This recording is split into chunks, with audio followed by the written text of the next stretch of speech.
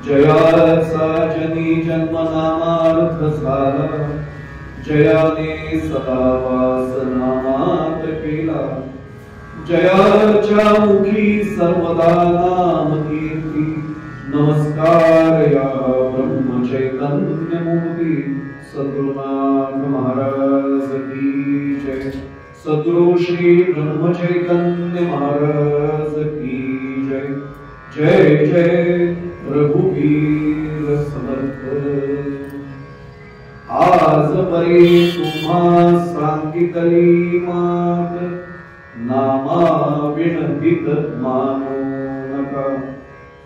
मानू नका नाम साधन लहान, तुम्हा माझी आण जीवे भावे, मानू नका सार संसार असार, दृश्य हा जोजार मानू नका, सोडू नका नाम धरू नका काम, नाही नाही नेम आयुष्याचा, दीनदास म्हणे सांगतो ते ऐका, दीनदास म्हणे सांगतो ते ऐका, अभ्यास वैखरी सोडू नका।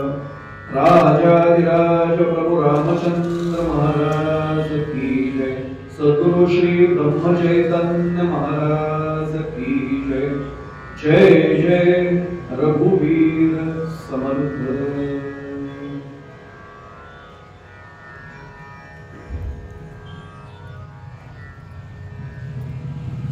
इंदोर मध्ये अत्यंत पावन अशा पवित्र अशा श्री गोंदवलेकर महाराजांच्याच प्रेरणेने तिथे गरज स्थापन झालेल्या अशा या पवित्र राम मंदिरामध्ये, चैतन्य राम मंदिरामध्ये प्रतिवर्षीप्रमाणे आयोजित झालेला महाराजांचा पुण्यतिथी उत्सव,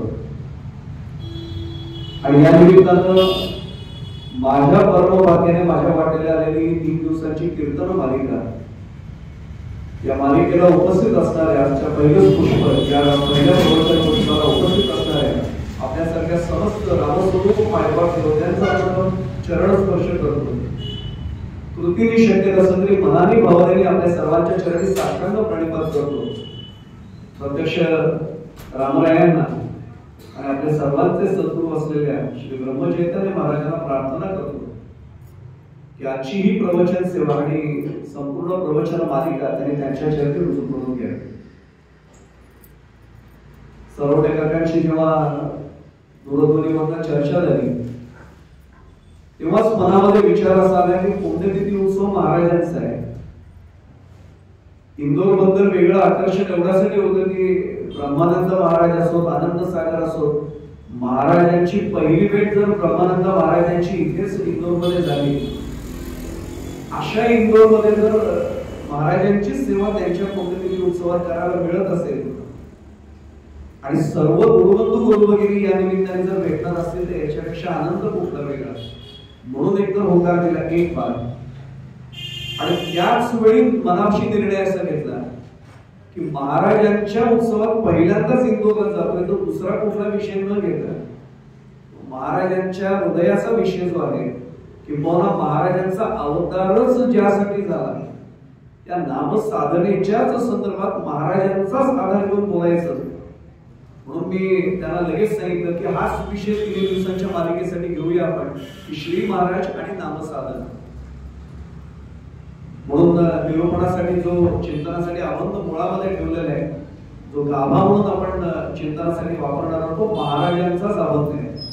आणि आपण सगळेच अनुग्रहित होतो महाराजांचे जे काही अभंग आहेत त्याच्यातला अगदी शेवटच्या टप्प्यातला जो महाराजांनी विषय मांडला खरं तर त्यांचा हा शेवटचाच अभंग।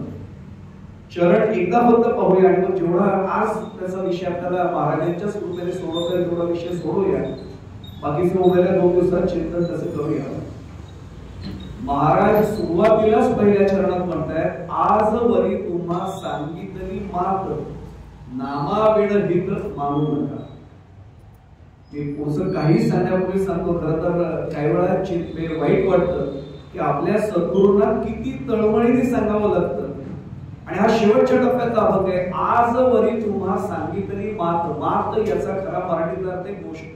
मराठीत मात शब्द 2 कारणाने वापरतात आणि मला कल्पना आहे की शिक्षण क्षेत्रात ते इकडे आणि इकडे अनेक ज्येष्ठ श्रेष्ठ मंडळी बसले, प्राध्यापक मंडळी बसलेले, आणि भाषा विषय इंग्रजीचा असलेले देखील इथे विषय असलेले आमचे गुरुबंधू गुरुभगिनी आहेत. मात शब्द 2 कारणाने मराठीत वापरतात की यांनी मात केली. ज्यांचा बुद्धिबळाशी किंवा चेसशी संबंध आहे त्यांनाही माहिती आहे, बेट त्याला चेकमेटला आपण मराठीत मात दिली असं म्हणतो, पण इथे त्या अर्थाने मात शब्द नाही. इथे मात म्हणजे गोष्ट. आजवरी तुम्हा सांगितली मात, नामाविण हित मानू नका. महाराज शेवटच्या टप्प्यात त्या अभंगात सांगतायत की आजवर तुम्हाला मी जी गोष्ट सांगितली की नामाविण हित मानू नका. नामा परते न सत्य मानावे. आपल्याला सर्वांना हाची सुबोध गुरूंचा तोंडपाठ आहे. आता महाराजांना शेवटच्या टप्प्याला सांगावंसं वाटलं की नामाविण हित मानू नका. मी फक्त शब्दार्थाकडे आता थांबतोय, भावार्थाकडे नंतर बोलूया. अनेकदा मला खरं तर वाईट वाटतं की आपल्या सद्गुरूंना एवढं तळमळीने सांगावं लागतंय की बाबांनो दुसरं कशात नका काही मानू, हीच गोष्ट आहे, त्याच्याशिवाय तुमचं हित कशातही नाहीये. एवढ्या तळमळीने महाराज आमच्या समोर हा विषय मांडतात. तरी कदाचित माझ्यासारख्याला वाटलं असेल की महाराज नामानेच खरंच काही होईल का, काही अजून करायला पाहिजे. मी पुढे जाण्यापूर्वी सांगू, सुदैवाने महाराजांच्या कृपेने आपण आता नामात रमलोय. अगदी तुमच्याबद्दल माझ्याबद्दल आपल्याला अनुभव ज्याने घेतला त्यांना माहिती आहे आता नामाशिवाय काही करावंसंच वाटत नाही. पण जेव्हा आपण नवीन होतो, अगदी पहिल्या दिवशी अनुभव जेव्हा आपला कधी झाला असेल तो दिवस आठवूया आपण. काही अपवाद सोडले तर बाकी सगळ्यांना नाम घेताना सुद्धा असं वाटायचं मी पारायण करू का, कसं मी कुठेतरी वारी करू का, मी काही अमुक करू का, मी तमुक करू का, हे वाटत राहणं जे आहे ना, महाराज जीव तोडून त्यासाठी सांगतात की बाबांनो आता मी देहावतार संपवतोय, पण तरी सुद्धा मी एकच सांगतोय नामाविण हित मानू नका. मग कदाचित माझ्यासारख्याला वाटलं असेल की महाराजांना जाणवलं आणि एक सांगू आपल्याला पुढे जाण्यापूर्वी माझी इथनं म्हणजे मी आता अधिष्ठानावर बसलोय म्हणून सांगतो, महाराजांची आपण बोलण्याची पण आवश्यकता उरलेली नाही. आपण जर अगोदर मनापासून घेतलेलं आहे तर आपण आपल्या मनात एक जरी विचार आला, मी खात्री देऊन सांगतो तो महाराजांना समजल्याशिवाय राहत नाही. माझ्या आजपर्यंतची अनुभूती आहे की अनेकदा असा अनुभव येतो की मनात एखादा विचार येतो, आता आपलं भाग्य नाही की श्री महाराज परत आपल्या समोर येतील आणि आपल्याशी काही बोलतील, पण ते कोणाला तरी आपल्या गुरुबंधू गुरुभगिनीला वेगळ्या कारणाने घरी पाठवतात आणि असं काही वाक्य सांगून जातात की आपल्या लक्षात येत अरे आपल्या मनाचा विचार होता महाराजांना कळला बरं का. ते लगेच त्याचं उत्तर देण्यासाठी कोणाला तरी पाठवतात. म्हणून महाराज कदाचित आपल्या सगळ्यांच्या भावना लक्षात घेऊन त्या अभंगाच्या दुसऱ्या चरणात म्हणाले मानू नका नाम साधन लहान. अरे नुसतं नाम घेणं साधन लहान नाहीये बरं का, फक्त शब्दार्थांत मांडतो आपण शिवूया भावार्थ जेवढं शिवतात तेवढं. मानू नका नाम साधन लहान. मला पुढे करत नेहमी हा चरण सांगताना भरून येतं महाराजांना माझ्यासाठी काय करावं लागत असेल. तुम्हा माझी आठ जीव भावे. आपल्या सद्गुरूंना शपथपूर्वक आपल्याला पटवून द्यावं लागतं की अरे मी आठ घेऊन सांगतो माझं ऐका तुम्ही, याच्यापेक्षा तुमचं हित दुसऱ्या कशात नाहीये. हे तळमळीने एकच वाक्य सांगतो, ऐसा गुरु लाभणे भाग्याचे किंवा ऐसा गुरु मिळणे भाग्याचे. तळमळीने महाराज सांगतात की बाबांनो याच्यापेक्षा तुमचं हित कशात नाही, मी शपथपूर्वक सांगतोय. पुढचं वाक्य महाराजांचं सांगू, रामाच्या दाराशी कोणी याचक असतो ना, तसा मी रामाच्या दाराशी एक याचक आहे. तुम्ही फक्त एक काम करा, त्या याचकाच्या हातावर कसं काही ठेवता, फक्त माझ्यासाठी एक काम करा, एक माळ रोज करा, एक माळ रोज करा. कोण सद्गुरू एवढं आपल्याला तळमळीने सांगेल. आपण खरंच विचार करून पाहूया. तुम्हा माझी आड जीव भावे. आपण आता संसार या शब्दाचा अर्थ आज नाही घेणार, जर वेळ मिळाला तर आपण या 3 दिवसात पाहूया. महाराजांनी इतकं बजावून सांगितलंय मानू नका सार संसार असार दृश्य हा जोजार मानू नका. संसार हा शब्द आपण ज्या अर्थाने घेतो त्या अर्थाने महाराज वापरत नाही. संसारंती यस्मिन भूतानी तो संसार आहे, पण त्याच्यावर आता मी वळणार नाही. तिथे या संसारामध्ये काहीच ठेवलेलं नाहीये. किंबहुना या संसारातील येरजार थांबवण्यासाठी महाराज आपल्यासाठी अवतार घेऊन आल्याचा त्याचा एक भाग आहे. महाराजांनी पुन्हा पुस्तक सांगितले सोडू नका नाम धरू नका काम नाही नाही नेम आयुष्याचा.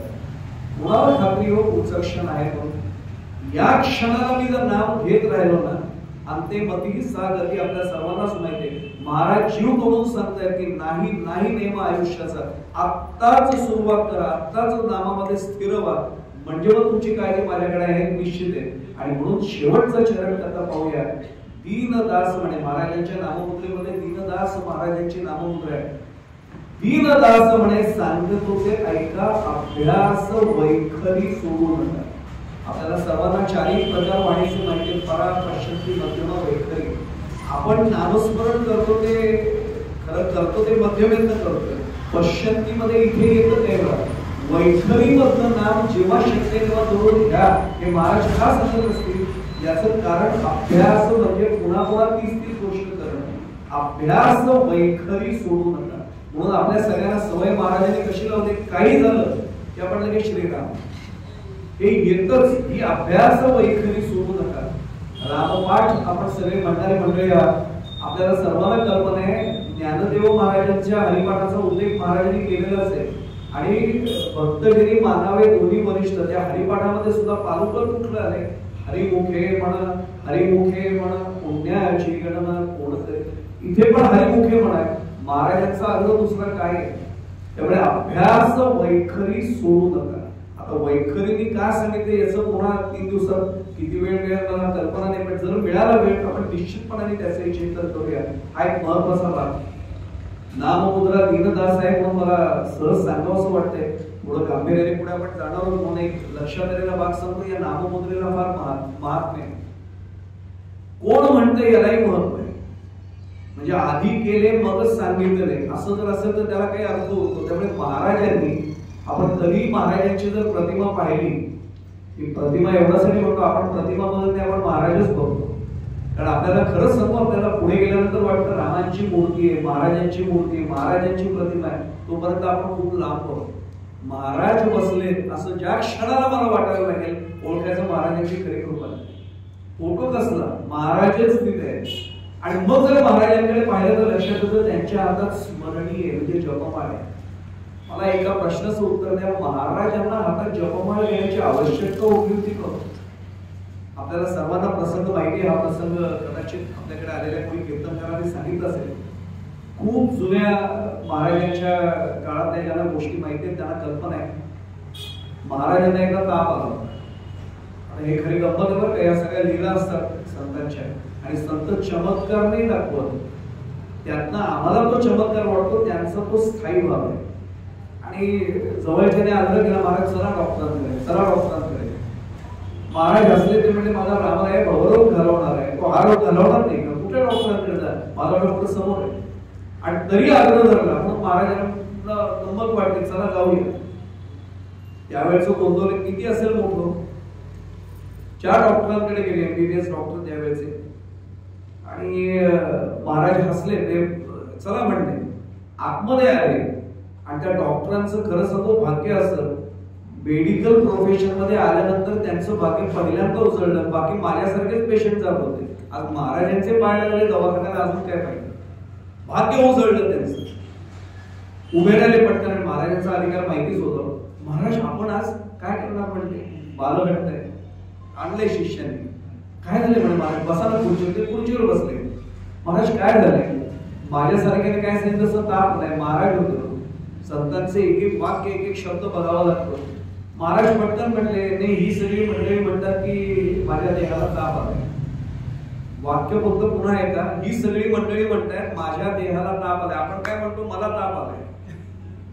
मला ताप आलाय म्हणणारा कोणीतरी मी मागे हे आम्ही विसरतो ना. महाराज म्हणले ही सगळी मंडळी म्हणतात की माझ्या देहाला ताप आलाय. डॉक्टर म्हणले तपास होता, त्यासाठीच तर आलोय म्हणले तुमच्याकडे. त्यांनी स्टेथोस्कोपची टोपण दोन्ही कानात टाकले ते आणि तपासाला सुरुवात केली. पुन्हा असा जरा हातावर घासला, पुन्हा तपासला. महाराज हसले. आणि महाराज तसे मिश्किल नव्हते असं समजू नका बरं का. महाराज फार गमतीत बोलायचे आणि असं काही वाक्य बोलून जायचे. थांबले डॉक्टर. महाराजांना म्हणले, काय महाराज हे काय हृदयाचे डोके आहेत का तुम्ही म्हणले. महाराज पटकन म्हणले, आहे ना म्हणजे. काय महाराज बोलताय म्हणजे, म्हणजे ते 3-3 वेळा हातावर घासताय स्टेथोस्कोप तुमचा म्हणून विचारतोय. ते थोडस महाराज पटकन असले म्हणजे ते तपासणीचं टेबल आहे, चेकिंग आडवा होतं. आता त्यांना खरा आडवा वा म्हणायचं होतं, पण महाराजांना तसं म्हणायचं.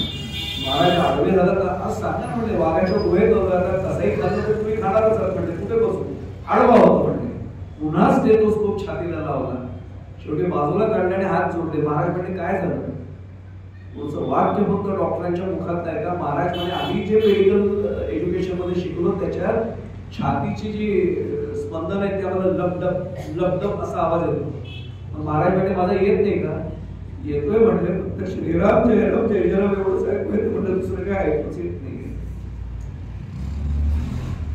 मला डॉक्टरांचं आश्चर्य नाही वाटत मंडळी त्या महाराजांचं आश्चर्य वाटत डॉक्टर काय नशीब घेऊन आले असतील महाराजांच्या अंतःकरणात आणि शरीरात आत चाललेला जग डॉक्टरांना एकदा काहीतरी पूर्वसुकृत असल्याशिवाय नाही कळलं इतकी पोचलेली माझा विषय असा आहे अशी ज्यांची स्थिती आहे त्यांना हातात स्मरण घेण्याची काय आवश्यकता होती पण अर्भकाचे साठी पंते हाती धरलेली पाठी म्हणून महाराज माळ हातात घेऊन अरे असं करा जसं आई मुलाला शिकवते गुरुजी मुलांना शिकवताना बोट धरून शिकवतात ते शिकवण्यासाठी म्हणून फक्त ते आहे आणि म्हणून पुन्हा पुन्हा सांगतो अभ्यास वैखरी सोडू नका हे महाराजांचा आग्रही सांग थोडा विचार पण तपशिलात करूया खरं तर सर्व संतांनी नामस्मरणाचा आग्रह झालाय पण महाराजांना म्हणजे आजच्या परिभाषेत सांगू आजच्या परिभाषेत नाम या विषयाचं पेटंट काढायचं म्हटलं ना तर त्याचा अधिकार फक्त श्री महाराज कारण बाकीच्या संतांनी सगळं सांगितलंच आणि मग नामही सांगितलं महाराजांनी सांगितलं फक्त नामच घ्या बाकी काही करू नका आणि ते इतकं रुजवलं की आज म्हणून मी गमतीत आमच्या विद्यार्थ्यांनी सांगतो की नामरूपाचं जर पेटंट काढायचं म्हटलं तर श्री महाराजांशिवाय कोणाला तो अधिकारच नाही त्यांचाच तो पूर्ण स्वामित्वाचा अधिकार तेवढा भाग आता प्रश्न निर्माण होतो महाराजांनी हा आग्रह नेमका का केला कारण आपल्या सर्वांना कल्पना आहे 4 युगाची पूर्ती त्या 4 युगामध्ये वेगवेगळ्या युगात वेगवेगळी साधना सांगितलेली आहे पण नेमकं आम्हाला मात्र नामसाधनेकडे महाराजांनी वळवलं याचं मुळात कारण असं लक्षात येतं की कली युगात आपण आता आहोत आणि ब्रह्मदेव आणि नारद मुनींमध्ये एक संवाद सांगितला आता नारद मुनींना या गादीचे स्वामीच आहेत आमच्या कीर्तनाच्या गादीचे स्वामी नारद मुनी देवर्षींना अधिकार वेगळा होता पण त्यांनी आमच्यासाठी अनेक प्रसंग घडवून आणले त्यातला हा प्रसंग होता त्यांनी प्रश्न विचारला कथम कली संतने या कलियुगातून संतरून जाण्यासाठी तरुण जाण्यासाठी नेमका उपाय काय आणि ब्रह्मदेवानी या सृष्टीच्या सृजनकर्त्यांनी उपाय सांगितला भगवत आदि कोशस्य नामोच्चार मात्रेण निर्भूत कलिर्भवत त्या भगवंताचं नाम घेतलं की तुम्ही कलियुगातून तुमचं उद्धार होईल तुम्ही तरुण जा लगेच त्यांनी पुन्हा विचारलं तत् नाम किती ते नाव कोणतं नेमकं आणि मग ब्रह्मदेवांच्या मुखातनं बाहेर पडलं तर हरे राम राम राम हरे हरे हरे कृष्ण कृष्ण कृष्ण हरे हरे आता सगळी संगती लावता येईल की या कलियुगामध्ये बाकी काहीच शक्य होणार नाही नाम मात्र शक्य होईल थोडंसं चिंतन त्याचं आपण करूया आणि मग पुढे जाऊया देवपूजा करायची म्हटले की आम्ही आमच्या सोयीने केव्हाही करू शकतो मला जर शिफ्ट ड्युटी असेल first shift second shift third shift घरात कोणीच नाही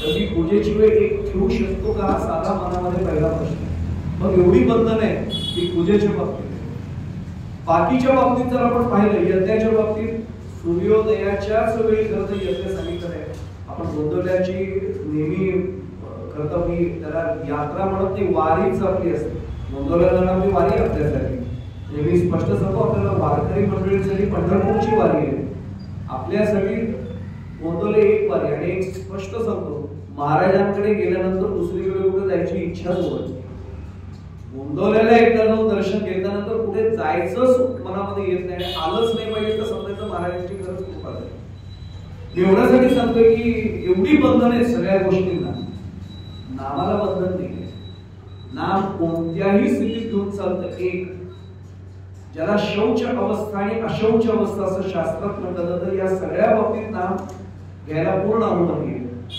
सुवेर असो सुतक असो तरी नाम घ्यायला अनुमती आहे स्नान झालेलं असो स्नान झालेलं नसो तरी सुद्धा याला अनुमती आणि हा जर बीजमंत्र म्हणून सद्गुरूंकडून मिळालेला असेल तर महाराजांचं श्री महाराजांचं वाक्य सांगू सद्गुरूंकडून आलेलं नाम हे परेतून आलेलं असतं तुम्ही ते फक्त पश्चिंती मध्यम आणि इकडची वैखरी या 3 गोष्टी सांभाळा. पर्यातून तुम्हाला यायची गरज नाही. ते सद्गुरूंनी आपणच दिले हे श्री महाराजांचं मूळचं वाक्य आहे. आता लक्षात येईल की नामसाधना ही का आग्रहाची धरली, याला बंधनं कुठली शिल्लक नाही. म्हणून महाराजांचा जो आग्रह आहे, नाम घ्या नाम घ्या. मी एक उदाहरण सांगतो. ज्याचं नाव संत शिरोमणी नामदेव महाराज होतं. मी तर नेहमी गमतीत सांगतो की ज्यांच्यासाठी नाम हा देव झाला होता आणि नाम या माध्यमातून ज्यांनी देव आपलासा केला असे नामदेव.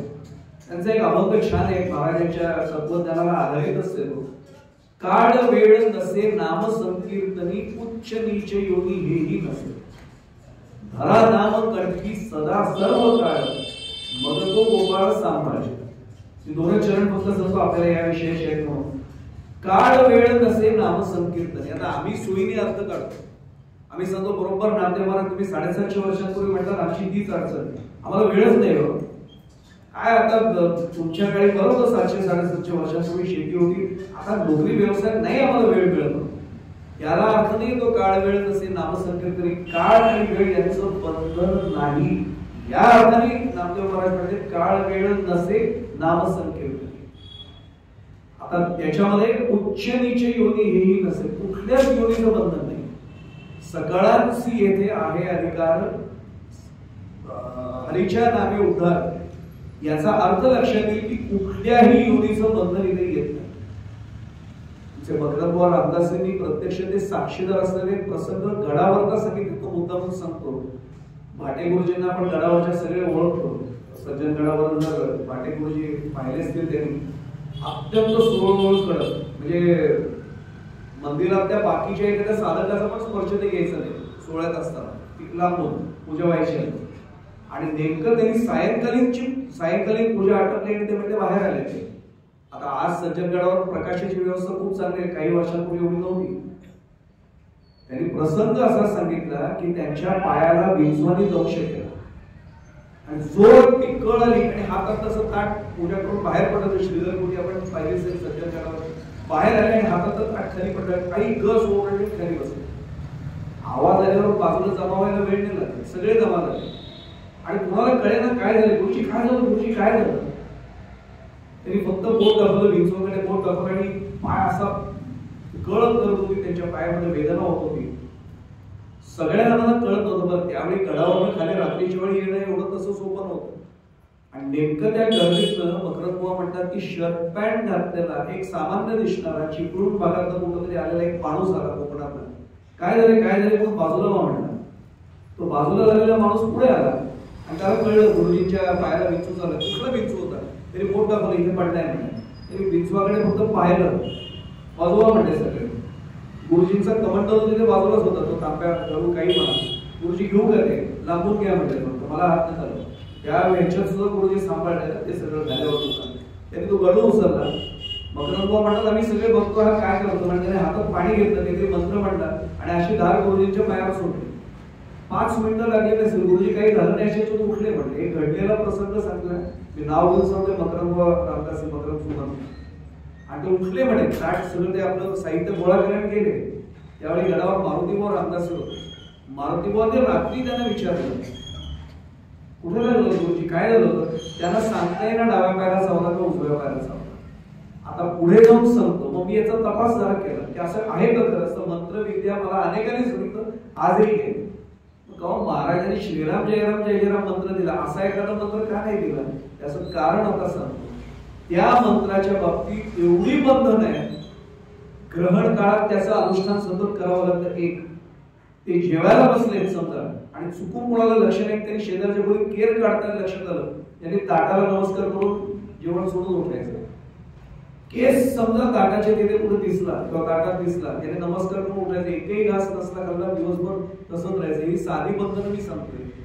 महाराजांनी आम्हाला किती सोपा मार्ग दिलेला. काही असू दे श्रीराम जयराम जय जयराम सोडायचं नाही. अहो मी स्पष्ट सांगू आपल्याला. माता भगिनींना कळणार नाही पण ज्यांना कळेल सगळ्याला. आपण कोणाच्या तरी अंत्ययात्रेला जातो तेव्हा सुद्धा स्मशान भूमीत सुद्धा आपला जग कुठला सुरू असतो अहोरात्र. श्रीराम जयराम जय जयराम याच्यापेक्षा काय सोपा मार्ग महाराजांनी दिला. एक लक्षात घ्या, या मार्गाला कुठलीच बंधनं नाही त्या नावाला. म्हणून महाराजांनी आमची काळजी घेतली आणि मी तर त्याच्याही पलीकडे जाऊन सांगू, महाराजांचा पद्धतीने उत्सवच आपण करतोय. महाराजांचा हा अवतार आपण नेहमी सांगतो याच्यामध्ये की महारुद्रचे मारुती रामदास, कलियुगीचे कलिमाचीचे जागले रामदास, जना उद्धराया पुन्हा प्राप्त होती, नमस्काराया ब्रह्मचैतन्य मूर्ती. महाराज या मुळात समर्थांचाच अवतार आपण मानतो, मग तरी पुन्हा अवतार घेऊन का आले? दोन कारण. समर्थांच्या लक्षात आलं की एवढ्या वर्षानंतर सुद्धा अजूनही सगळेजण नामधारक नाही झालेले, पुन्हा या. आणि दुसरं महत्त्वाचं, त्या अवतारामध्ये समर्थ ब्रह्मचारी होते. मग कदाचित काय जणांना वाटतं अरे आपण तर प्रपंचच होतो, मग आता आपला उद्धार कसा होणार? महाराजांनी प्रापंचिक होऊन आमचा उद्धार करण्यासाठी हा अवतार घेतलाय. अवतार समर्थांचा आहे, पण आमच्या प्रापंचिकांच्या उद्धारासाठी घेतलेला अवतार आहे. म्हणजे महाराजांनी सांगितलं प्रपंचात असताना काही काळजी करू नकोस, आजही मी सांगतो श्रद्धापूर्वक नाम घे, या नामाच्या माध्यमातून तुझा उद्धार होऊन जाईल. म्हणून सगळ्यांची येथे आहे उद्धार, कलियुगी उद्धार सगळ्यांची येथे आहे अधिकार, कलियुगी उद्धार हरिचरण. एवढा झाला भाग त्यांना लक्षात येतो. मी काही भाग मुद्दामून सांगून थोडासा पुढे जातो. अनेकांच्या मनात महाराज असतानाही प्रश्न होते. आज प्रश्न नाही तसं समजू नका. आणि खरं सांगू, आपल्याला साधना मार्गात जाताना शंकाच भरपूर काढल्या जातात. ते महाराजांचं वाक्य सांगतो, महाराज ब्रह्मानंद बुवांना एकदा पटकन म्हणले, ते मला ना जरा आडाणी मनुष्य भाविक म्हणून फार आवडतो. आता ब्रह्मानंद महाराजांचा अधिकार मी आपल्याला काय सांगावं, षटशास्त्री होते, पण महाराजांच्या चरणावर मस्तक ठेवल्यावर मस्तक उचले ना, काढून घेतलं म्हणून म्हणा सगळं मग उचलतो मस्तक. हे आजच सकाळी आमचा विषय जाताना झाला. ब्रह्मानंद महाराजांच्या सारखा भक्त आपल्याला महाराजांचं होणं कठीण आहे. शिष्य होणं एक पाऊल तरी टाकण्याचा प्रयत्न केला ना आपण, तरी महाराजांचा आशीर्वाद मोठा मिळेल. अजूनही महाराजांच्या समोर आल्यावर जर मला वाटायला मी प्रवचनकार आहे, मी कीर्तनकार आहे, मी अमुक आहे, मी तमुक आहे, ओळखायचं अजूनही खूप लांब. तिथे आल्यानंतर सगळं समर्पित केल्यानंतरच खरी कृपा होते महाराज. आणि एक पुढे जाण्यापुढे सांगू आपल्याला, महाराजांना एक वाक्य कधीतरी एकटे असताना म्हणून आम्ही खात्रीपूर्वक सांगतो, वेगळा अनुभव आल्याशिवाय राहणार नाही. महाराज माझ्यासारखा मूर्ख या जगात कोणी नाही, पण मी तुमच्या चरणांशी आलोय. एवढा शहाणपणा मला काहीतरी तुमच्या कृपेने मिळालाय. बाकीचं तुम्ही आता सांभाळा, मूर्खाला सांभाळणं तरी तुमचा आवड. संपला विषय. इथे महाराज काय गंमत करतात ना, चमत्कार करतात ना, ज्याचा त्यांनी अनुभवाचा विषय. मी जर महाराजांच्या समोर उभं असेल, मी अमुक आहे, मी तमुक आहे, ओळखायचं मी अजून खूप लांब महाराजांपासून. एक भाग मला एवढ्यासाठी हे सगळं सांगायचंय. महाराजांनी एकाने प्रश्न विचारला, महाराज नामाची गोडी लावायची तर काय करावं लागेल? मी पुन्हा सांगतो, महाराज अवतारात असतानाच, म्हणजे वाणी अवतार नाही, महाराज देहावतार असतानाच ही गोष्ट आहे. त्यांनी पटकन विचारलं की महाराज नामात प्रेम निर्माण होण्यासाठी काय करायचं? हसले. महाराजांनी विचारलं व्यवसाय काय करायचा? तो शेतकरी, गाई वगैरे आहेत ना, दोहन करतोस का? करतो ना म्हणले महाराज. गाईचं दोहन करताना काय करतोस? काही नाही म्हणले, गाईच्या सडाला आधी थोडंसं दूध लावायचं, दोहन लगेच होतं. आणि तुला उपाय माहिती ना म्हणले. मग त्यामुळे कळलं नाही महाराज. ते म्हणले मग हे गाईच्या दोहनासारखं आहे, मनाचं नाम येण्यासाठी मनाला थोडंसं नामाचं दूध लावून आपोआप दूध नामाचं बाहेर सुरू होतं. आता याचा अर्थ लक्षात आल्यावर आपल्या आयुष्याचं सार्थक लक्षात येईल. मनाला आधी नामाची गोडी थोडी लावावी लागते. एकदा ती लागली मग येणे सोसे मन झाले हाव बरे, परत माघारी येत नाही, आपोआप घटना आहे. त्यामुळे महाराजांनी इतकं सोपं उत्तर दिलं, मनाला गोडी लावावी असं वाटत असतं तर नामाचं थोडंसं त्याला असं असं ओलावा दे, बस संपला विषय. नाम कसं बरोबर गाईच्या सडातनं दूध कसं यायला लागतं ना, मग मनाने नाम यायला लागतं. आपल्याला सगळ्यांना आपलाच अनुभव आपण आठवून पाहूया. अनुग्रह घेताना आपल्याला काय तेवढं सांगितलं होतं, किमान एक माळ. आणि आता खरं सांगू, अनुभव असा आहे तो प्रत्येकाने, आणि हे सगळेच गुरुबंधू गुरुभगिनी त्यामुळे बोलायला हरकत नाही. एकदा जप सुरू झाला की तो थांबूच नाही असं वाटत राहतं की नाही. सुरुवातीला वाटतं बरं का, एक माळ होईल ना, एक माळ होईल ना नक्की. आणि आता असं होतं की नको अजून थोडंसं करूयाच. आणि पुढचंही वाक्य सांगू आपल्याला, आपण नेम ठरवलेला असतो करता की आता जप करायचा. मी इथे बसून खात्री देऊन सांगतो, आपल्यापैकी अनेकांनी हा अनुभव घेत असेल. अचानक काहीतरी काम निघतं, ऑफिसचं समजा जबाबदारी असेल, अचानक इमर्जन्सी ड्युटी असेल, काही असेल, आणि अचानक त्यावेळी तो जप राहिला. कुणाचा तरी फोन असा येतो, आज आहात का, जरा भेटायला येतोय? हा या ना. नाही आता नाही येते, जरा एक 10 मिनिटात येतो, जरा जप करून मग येतो. तो राहिलाय, ओळखायचं महाराजांनी जप राहिलाय होतं. कुणाच्या तरी माध्यमातून महाराज सूचित करतात, त्या तुझा राहिलाय ना, आपोआप आठवण करून देतात. म्हणून मी परत परत सांगतो. आणि खरं तर आपल्यासारख्या ज्येष्ठ साधकांना मी काय सांगतो, जीव तोडून आपण मनाला एक सवय लावली ना की बसताना सुद्धा जपाला सांगायचं, महाराज माझ्याकडून छान जप करून घ्या ना. बघा कसा अनुभव इतका वेगळा येतो ना, ते करून घेतातच आणि तो गोडी न थांबणारा जप असतो. थांबूच नाही असं वाटत राहतं. असं वाटतं म्हणजे खरं सांगू, आपल्याला माळा मोजण्याच्या आपण पलीकडे जातो. गमतीत काही वेळा सांगतो आपण, महाराज म्हणतात की अशी वेळ आली पाहिजे, विशेषतः तात्यासाहेब म्हणले होते का, इतका जप झाला पाहिजे ना की हातात ती माळ सुद्धा नसली तरी चालते, माळ कधी गळून पडली कळलं नाही पाहिजे. माझ्या एका मित्राने सांगितलं होतं, म्हणजे माझं हे लगेच झालं एका महिन्यात. म्हटलं कसं काय? तो म्हटलं काय, मी जपाला बसतो, डोळा लागला की असं जप माळ खाली पडते. मग पत्नी येऊन सांगते, माळ खाली पडली तुमची. अशी माळ नाही काही गळायला पाहिजे, माळ नसली तरी हरकत नाही, प्रत्येक श्वासाबरोबर. आणि त्याच्यापेक्षा सोपा मार्ग काय, संस्कृत मध्ये सुभाषित आहे, प्रतिश्वासम सविश्वासम रामम वद दिने दिने.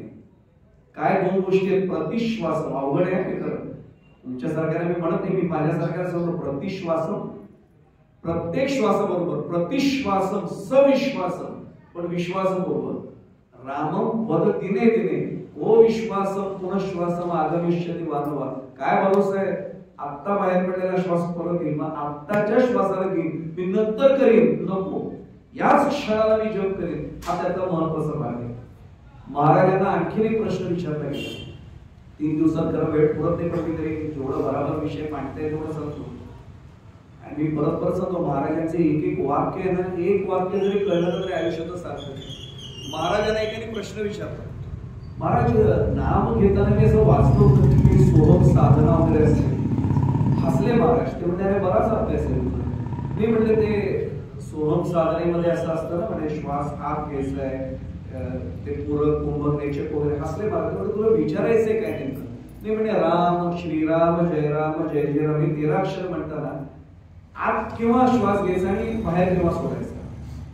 महाराजांनी 100 काही बोलले. मी पुन्हा सांगतो, हा प्रसंग सांगतो, मी महाराजांना डोळ्यासमोर आणतो. कसं वाटलं सगळा प्रश्न विचारला महाराजांना. हसले ते आणि म्हणले, अरे तुझं कौतुक आहे बाळा. ते म्हणले काय झालं? अरे श्वासावर अजून आमचं नियंत्रण तुझं केवढं आलं म्हणले. केव्हा आत घ्यायचं केव्हा तू ठरवतोस? अरे आम्हाला असं वाटतं राम ठरवतो आमचा श्वास कधी आत येणार आणि कधी बाहेर येणार. तू केवढा अधिकारी आहेस, तुला ठरवता येत नाही श्वास आत केव्हा घ्यायचा आहे बाहेर केव्हा सोडायचा आहे. कौतुक आहे तुझं म्हणलं. त्याच्या लक्षात आलं आपण काहीतरी चुकतोय. फक्त एवढंच सांगतो, संत काही वेळा बोलतात ते त्यावेळी कळतच असं नाही आणि त्याचं गोड बोलून जातात. ते म्हटले पण तरी तुला हवंय का? हो म्हटले. ते म्हटले एक सांगू बाळा, श्रीराम जय राम म्हणणं एवढ्यावरच लक्ष ठेव. श्वास आत येतोय का बाहेर येतो सोडून दे रे. त्याचं नाव घेत राहिलं ना तर केव्हा श्वास आत जायचा केव्हा सोडायचा बाहेर त्याच्यावर सोपवून आलेलं. आणि सोपव शब्दावरनं सांगतो, महाराजांचं एवढं वाक्य आपल्या सगळ्या प्रापंचिकांचा कान धरून महाराज बोलले. महाराजांच्या 365 प्रवचनात महाराज एका ठिकाणी म्हणले, तुमचा प्रपंच माझ्यावर एकदा सोपवून बघा ना, पण तुमचा माझ्यावर विश्वासच नाहीये, तुम्ही सोपवताय कुठे? तुमचा प्रपंच माझ्यावर सोपवून पहा, कसा सांभाळलो बघा. मी परत परत सांगतो, आपल्याला या क्षणाला या पद्धतीने उत्सवात पहिल्या दिवस प्रवचन सेवेचं आहे. महाराजांना मी खरं सांगतो, आपल्याला पुढे काही बोलण्यापूर्वी माझी सगळ्यांच्या वतीने महाराजांना प्रार्थना आहे की आमचा प्रपंच खरंच तुमच्यावर सोपवलाय, सगळंच सांभाळा. काय चमत्कार होतो बघा. अरे राम करता ऐसे मनसी हे सगळं आम्ही म्हणतोच आहे दासबोधाचं पारायण करताना. महाराज सांगून सांगून थकले तरी आम्ही त्यांच्यावर प्रपंच सोपवायला कुठे तयार होतो. आपल्याला वाटतं मी हे करेन, आपल्याला वाटतं मी ते करेन, तिथे सगळी गडबड होते. ते सोपवलं की विषय संपला. त्यामुळे तो एक महत्वाचा भाग आहे. महाराजांनी आणखी एक प्रश्नाचं उत्तर दिले, ते मला राहत नाही होते. मी मुद्दाम ते उदाहरण महाराजांची ठेवली. महाराजांनी त्यांनी प्रश्न विचारला. महाराज म्हणे, मला पटलं नामसाधना खूप चांगली आनंद देणारी आहे. आमच्या गावात एक टेकडीवर मंदिर आहे. मी आता ठरवलंय उद्यापासून इथून गेलो तर रोज त्या मंदिरात जाऊन मी जप करणार. महाराज पुन्हा आधी काहीच नाही बोलले. तो म्हटला, महाराज काही बोलला नाही तुम्ही? म्हणजे खरं सांगू बाळा, रोज मंदिरात जाण्याचा नेम करण्याच्या वेळी रोज नाम सोडणार नाही हा नेम कर. आता महाराजांना काय अभिप्रेत होतं? ठाईच बैसोनी करा एक चित्त आवडी अनंत आळवा. आज मी जाईन मंदिरात, उद्या जर माझे पाय दुखले असतील, उद्या जर मला वयामुळे नाही जाता आलं, मी नाम सोडणार आहे का? माझा नेम चुकला म्हणून. ठाईच बैसोनी करा एक चित्त आणि न लगती सायास जावे वनातला सुखे येतो घरात आहे. आणि आपलं ते काम सोपं किती आहे सांगू आपल्याला पुढे जाण्यापूर्वी. रामराय येथील हे नवल नाही हो. महाराजांचं सर्वांना वचन माहितीये, जेथे नाम तेथे माझे प्राण ही सांभाळावे कोण. नाम घेतल्यानंतर महाराजच जर त्या ठिकाणी असतील तर महाराज म्हणतात तर रामराया जाईल कुठे हो. माझ्या घरात केवळ राम महाराज येणार नाही, रामरायांसह उपस्थित असतील. आणि मार्ग किती सोपा आहे, फक्त बसल्या जागी श्रीराम जय राम जय जय राम. पण मगाशी म्हटल्याप्रमाणे प्रतिश्वासम सविश्वासम रामम वदति नेते. मनात शंका ठेवून नाही घ्यायची. शंका ठेवली की गडबड सुरू होते. त्यांनी काय होईल त्यांनी काय होईल. मला आणखीन एक नाव नेहमी उद्धव संघाचा बाबांना आपण सगळ्यांनी ऐकलेले बाबा त्यांना पूजने बाबा असे म्हणायचे की महाराजांना हे सश्रद्ध असलेले भक्त आवडतात. पण आपलं नेमकं काय असतं, आपल्याला श्रद्धा दारिद्र्य आले. म्हणजे श्रद्धा दारिद्र्याचा अर्थ लक्षात आला असेल की अनेकदा असं होतं मी घेतोय ना, मला आनंद पण मिळतोय, पण एवढंच करून होईल ना नक्की, अजून काही करायला नकोय ना. इथे सगळी गडबड सुरू होते. नाम घे म्हटल्यानंतर नाम घे, संपला विषय. माझी श्रद्धा तिथे इतकी आढळ पाहिजे, तो त्यातला एक महत्वाचा भाग आहे. मी अगदी त्या अभंगाच्या थोड्याशा चिंतनाकडे वळायला सुरुवात करतो. महाराजांनी सांगितलं काय की आजवरी तुम्हा सांगितली मात्र नामाविण हित मानू नका. आता हित म्हणजे माहितीच आहे. तिथे गमतीत महाराज नेहमी सांगतो माझं नावच पुरोहित असं पडलेलं आहे ना, त्यामुळे हित साधल्याशिवाय पुढे जायचंच नाही हा पक्का निर्णय आहे. आता हित कशात असतं आपलं, तर मुळामध्ये आपलं मूळ स्वरूप आपल्याला प्राप्त होणं हे खरं हित आहे. हे किंबहुना आयुष्याचं युक्तित आहे. मी पुढे जाण्यापूर्वी आणखीन एक सांगावं असं वाटतं म्हणून सांगतो की ज्ञान संपादनाचे अनेक मार्ग अनेक जण सांगतात, पण या ज्ञानाला नामाचा बोलावा नसेल तर अहंकार ठरलेला. म्हणून तर आमचे नाथ महाराज म्हणाले भक्ती प्रेमाविण ज्ञान नको देवा अभिमान नित्य नवतया. एकदा या ज्ञानाची नुसतीच गोडी लागली तर अडचण होते, पण त्याला नामाचा आणि भक्तीचा ओलावा लागला की मग आमचा भवसागर पार व्हायला आम्हाला सोपं जातं.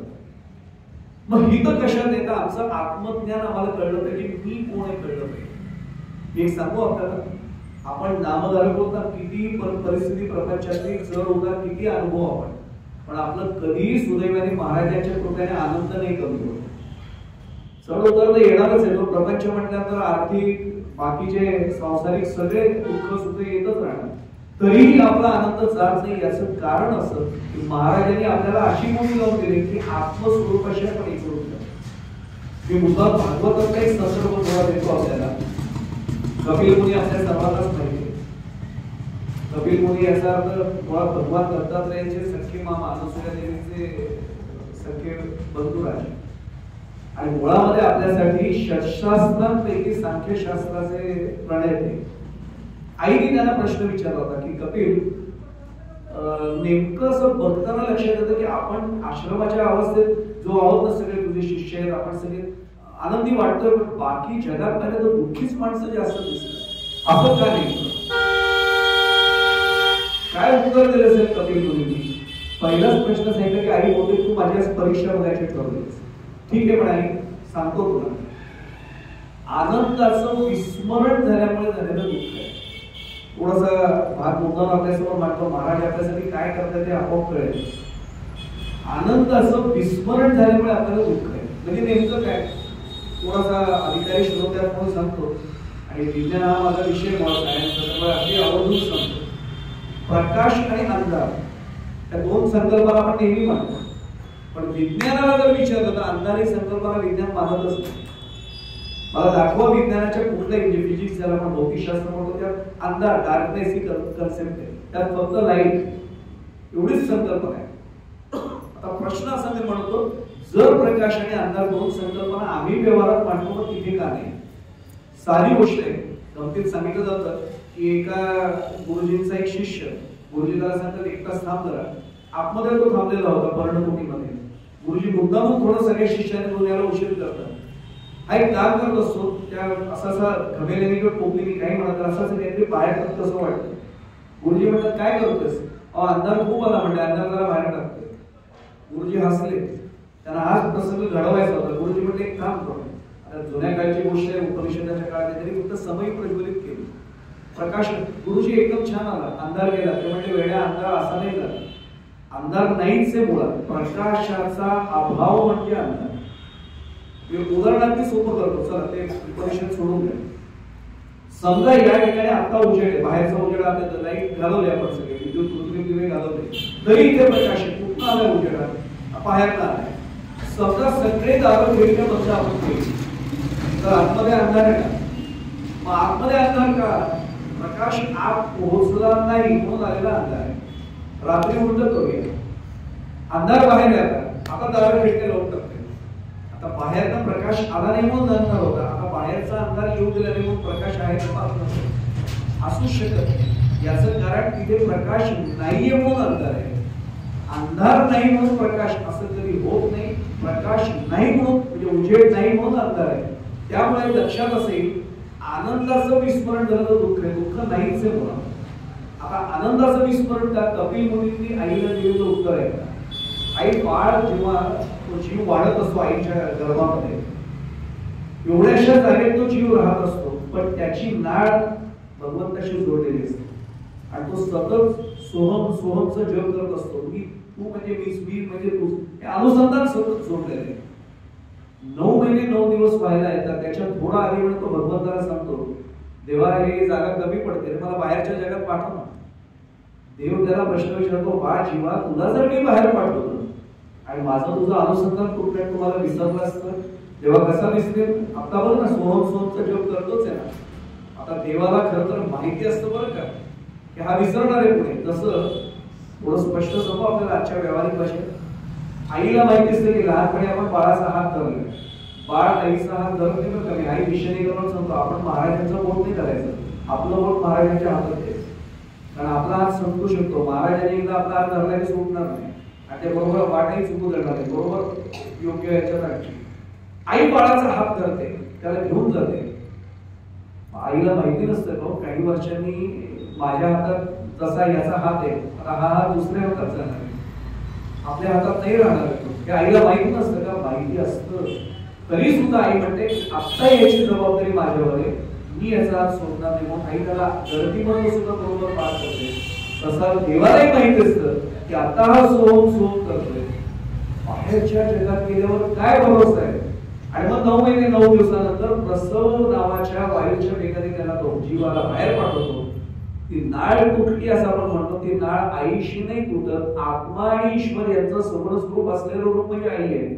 ती नाळ तुटली की बाळ रडतं बघा. पहिल्याच याच्यात आपण मॅटर्निटी हॉस्पिटलच्या बाहेर असतो, प्रसूतिगृहाच्या बाहेर असतो आणि बाळाचा आवाज सगळे ऐकत असतात. कुमाय रडलं की सगळे अभिनंदन एकमेकांचं करतात, हसायला लागतात. आता ते कुमाय नाही रडत, कोहम कोहम कोहम तो जप करत असतो. मी कोण आहे, मी कोण आहे, तिथे तो संभ्रमित होतो. आई इथे त्याचं आनंदाचं विस्मरण सुरू होतं. त्याला जेव्हा सद्गुरू त्याच्या आयुष्यात येतात, तसे आपल्या आयुष्यात आले, ते त्याला नामाचा पुन्हा एकदा अनुसंधान घालून देतात. ते नाम सुरू झालं की तो पुन्हा माझ्याशी एकरूप होतो आणि मग त्याला पुन्हा आनंद रूपाची जाणीव होते, अनुभूती येते आणि मग त्याची पुढची वाटचाल सुरू होते. हा त्यातला एक महत्वाचा भाग आहे. त्यामुळे एक निश्चित समजायला पाहिजे, बाकीचे कुठल्याही मार्गाकडे जाण्याच्या ऐवजी फक्त महाराजांनी आम्हाला नाम साधनेकडे काढले हे सहज लक्षात आहे. आता त्याच्याही पुढचा भाग नेमकं महाराजांनी जे आमच्यासाठी केले नामसाधनेचं, मला ज्ञानेश्वरी ओवी उद्धृत करावीशी वाटते. आता ज्ञानेश्वरीमध्ये बोलले प्रत्यक्ष माऊली, पण कोणाचं मनोगत मांडले माऊलींनी? भगवान श्रीकृष्णांचं मनोगत आहे. सांगितलं एक मला अर्जुन आला. आता त्याची गंमत आहे, आपल्या महाराजांच्या तिथे भगवान श्रीकृष्ण आतमध्ये देखील ते लिहिलेलंच आहे. मला आणखीन एक गंमत एकाने सांगितली की आतमध्ये महाराजांच्या हृदयात राम आहे आणि वरती तिथे गोंधळाला भगवान श्रीकृष्णांचं देवळाचरणी आहे. तर मला एकाने इतकं छान त्याचं विश्लेषण करून दाखवलं. त्याने सांगितलं महाराजांनी सांगितलं व्यवहारात वागतोय, अंतःकरण रामाचंच असलं पाहिजे, थोडं शुद्ध असलं पाहिजे. व्यवहारात वागताना कृष्ण नीतीचा विसर पडू देऊ नकोस. म्हणून इथे मस्तकाच्या तिथे कृष्ण राहतो. कारण कृष्ण नीतीनीच जर वागलं, महाभारत आठवून पाहणार म्हणजे अगदी एकच उदाहरण दिलं तरी सगळ्यांना कळेल. अश्वत्थामा मेला. कोण अश्वत्थामा? नरोवा कुंजरोवा. मी काय म्हणतो आपल्या सगळ्यांच्या लक्षात येईल, महाभारताचा अभ्यास आपला सगळ्यांचा आहे. कृष्ण नीती ही कायम राहिली पाहिजे, पण अंतःकरणातल्या विशुद्धता मात्र रामांची असली पाहिजे. हा सगळा भाग त्यांनी तो ठेवला. तिचा भाग मला फक्त सांगायचा होता. त्या अर्जुनाला भगवद्गीता सांगितली असं जोपर्यंत मला वाटतं ना तोपर्यंत मी भगवद्गीतेपासून लांब आहे. जीवनाच्या कुरुक्षेत्रात गोंधळलेल्या संभ्रमित असलेल्या माझ्यासारख्या अर्जुनाला ती भगवद्गीता आहे असं ज्या क्षणाला मला वाटेल त्यावेळी भगवद्गीता माझ्यासाठी असते. आता त्यांनी सांगितलं काय त्याच्यात, ते महाराजांनी सांगितलं तत्त्वज्ञाने तेच सांगितलं. भवसिंधूचे माझे कवनासी धाक तुमचे ते सरी की माझे विहिती ना. या भवसागरात पुढे जाणाऱ्या सगळ्यांना माझे प्रिय भक्त जरी असले तरी त्यांना भीती वाटणार आहे, ते डगमगणार आहे. म्हणून का पांडवा मूर्तींचा मेळावा करून त्यांच्या गावात धावत उभा. म्हणून मी मूर्तींचा मेळावा करून त्यांच्या गावात धावत आलेलो आहे. जी मूर्ती ज्याला आवडेल ती घ्या. म्हणजे नेमकं काय, त्याची पुढची उभी सांगताना मग विषय स्पष्ट होईल. नामाची या सहस्त्रवरी नावा या अवधारी सजून या संसारी तारुणा. मी सहस्त्र नौका नामरूपाच्या घेऊन आलोय. ज्याला ज्या नौकेत बसायचे त्या नौकेत तरी बसा, पण बसल्यानंतर सोडू नका. त्या तिथे एका नावेत तुम्ही बसलात की तुमचा उद्धार करण्याची जबाबदारी माझी असते. आणि म्हणून नामाची या सहस्त्रवरी नावा या अवधारी सजून या संसारी तारू झाला.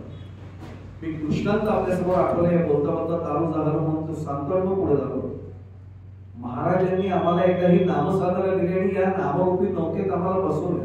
भवसागर पार होणार आहे, पण श्रद्धा किती आढळ पाहिजे. तारू झालो म्हणते ते किती तारू आमच्यासाठी श्रद्धेच आहे. श्रद्धाच पांगळ्यांच्या पायात प्राण आहे, श्रद्धाच आंधळ्यांच्या डोळ्यात प्राण आहे. ज्याच्या उरी न श्रद्धा त्याला पहाट नाही, हृदयात देव आहे कोणी अनाथ नाही. मगेश पाडगावकरांनी लिहिलेल्या 4 ओळी. आता लक्षात येईल, इतकी श्रद्धा असेल तर त्या नामरूपीत नौकेत बसण्याचं पुण्य आम्हाला मिळेल. प्रसंग असा सांगितला जातो, पूर्वीच्या काळची गोष्ट आहे, त्यावेळी आजच्यासारखे ज्याला आपण काय म्हणतो सॅटेलाइट आणि अमुक काही नव्हतंच. सगळं टेक्नॉलॉजी पण एवढी डेव्हलप नव्हती. एका जहाजामधून काही लोक प्रवास करत होते आणि अचानक त्या जहाजाला एका खडकाची टक्कर झाली. जहाजाला छिद्र पडलं. तर जहाजाला छिद्र पडल्यानंतर पुढे काय होणार आहे आपल्या सर्वांनाच माहिती. ते जहाज असं जरा डोलायला लागलं. खलाशांनी कॅप्टननी भरपूर प्रयत्न केले, ते छिद्र बुजवता येईल का, पाणी बाहेर टाकता येईल का, काहीच होईना. जेव्हा त्या खलाशाला लक्षात आलं की आता ही बोट बुडणार आहे, तर त्यांनी येऊन सगळ्यांना सांगितलं हात जोडून क्षमा करा, असा असा अपघात घडलेला आहे. मी माझ्याकडनं सगळे शर्थीचे प्रयत्न केले, पण दुर्दैवाने हे काही थांबवू शकत नाही, हे पाणी थांबणार नाही. कृपा करा आणि आपापला जीव वाचवण्याचा प्रयत्न करा. मी वयोवृद्ध जे लोक आहेत त्यांना लाईफ जॅकेट जेवढी आहे तेवढे देतो. आता त्यावेळी किती असतील, जी होते त्या वयोवृद्धांना दिलं गेलं. बाकीच्या सगळ्यांना सांगितलं की तुम्ही एक काम करा, लाकूड वगैरे जे काही मिळेल ते हातात ठेवा, तरंगण्याचा प्रयत्न करा, एखादी बोट येईल देवाचा धावा करा आणि मग तुम्हाला मिळेल. सगळे जण आता ती बोट अशी अशी अशी हलते. एरवी जरी आपण जहाजात बसलो असतो तरी लक्षात आपल्याला की ते जहाज हलतच असतं लाटांवर. जहाज हेलकावे खात आहे आणि सगळे जण धावपळ करतात. काय मिळालं तर लाकूड घे, फळी घे. तिथे एक कुटुंब होतं, नवरा बायको आणि एक छोटासा मुलगा. छोटा म्हणजे अगदी 4-5 वर्षाचा असेल. पत्नी त्याचा हात धरून धावत होती. त्या खलाशाला घातलं, दादा दादा याला एक लाईफ जॅकेट द्या, आम्हाला नाही तर आम्ही बोललो याला वाचवा ना, याला द्या ना लाईफ जॅकेट. ते म्हणजे ताई जेवढी होती तेवढी वयोवृद्धांना देऊन तरी माझ्याकडे नाहीये, मी हात जोडून क्षमा लाकूड उचला एखाद्या धरून ठेवा. अहो तो कसा राहील म्हणे त्याला. सगळी ती धावपळ बघा म्हणे, तर माझ्याकडनं उपाय संपलेत म्हणे. त्याच्या देवाचं स्मरण करा. सगळे धावपळ करतायत. पत्नीच्या काही मिनिटांनी लक्षात आलं, अरे मुलाचा हात धरून मी धावते आई म्हणून, याचे बाबा काय करतायत. आणि लक्षात आलं सगळे प्रवासी धावपळ करतायत आणि हिचा पती मांडी घालून त्या कोपऱ्यात बसलाय आणि तरी खिशात त्याची जपमाळ काढले, तो जप करत बसले. बायकोच्या डोक्याला हात जातो आणि ती एवढ्या चिडते भयानक. तिथे जाऊन म्हणते हलवून त्याला जागा करते, त्या भानावर आणते, देहावस्थेत आणते. मूर्खात म्हणले तुम्ही, तरी तो बोलत नाही. माझ्यासारखा म्हटला सर जप करतो, तुला शरम नाही वाटत मला मूर्ख म्हणलं ना, काही नाही बोललं.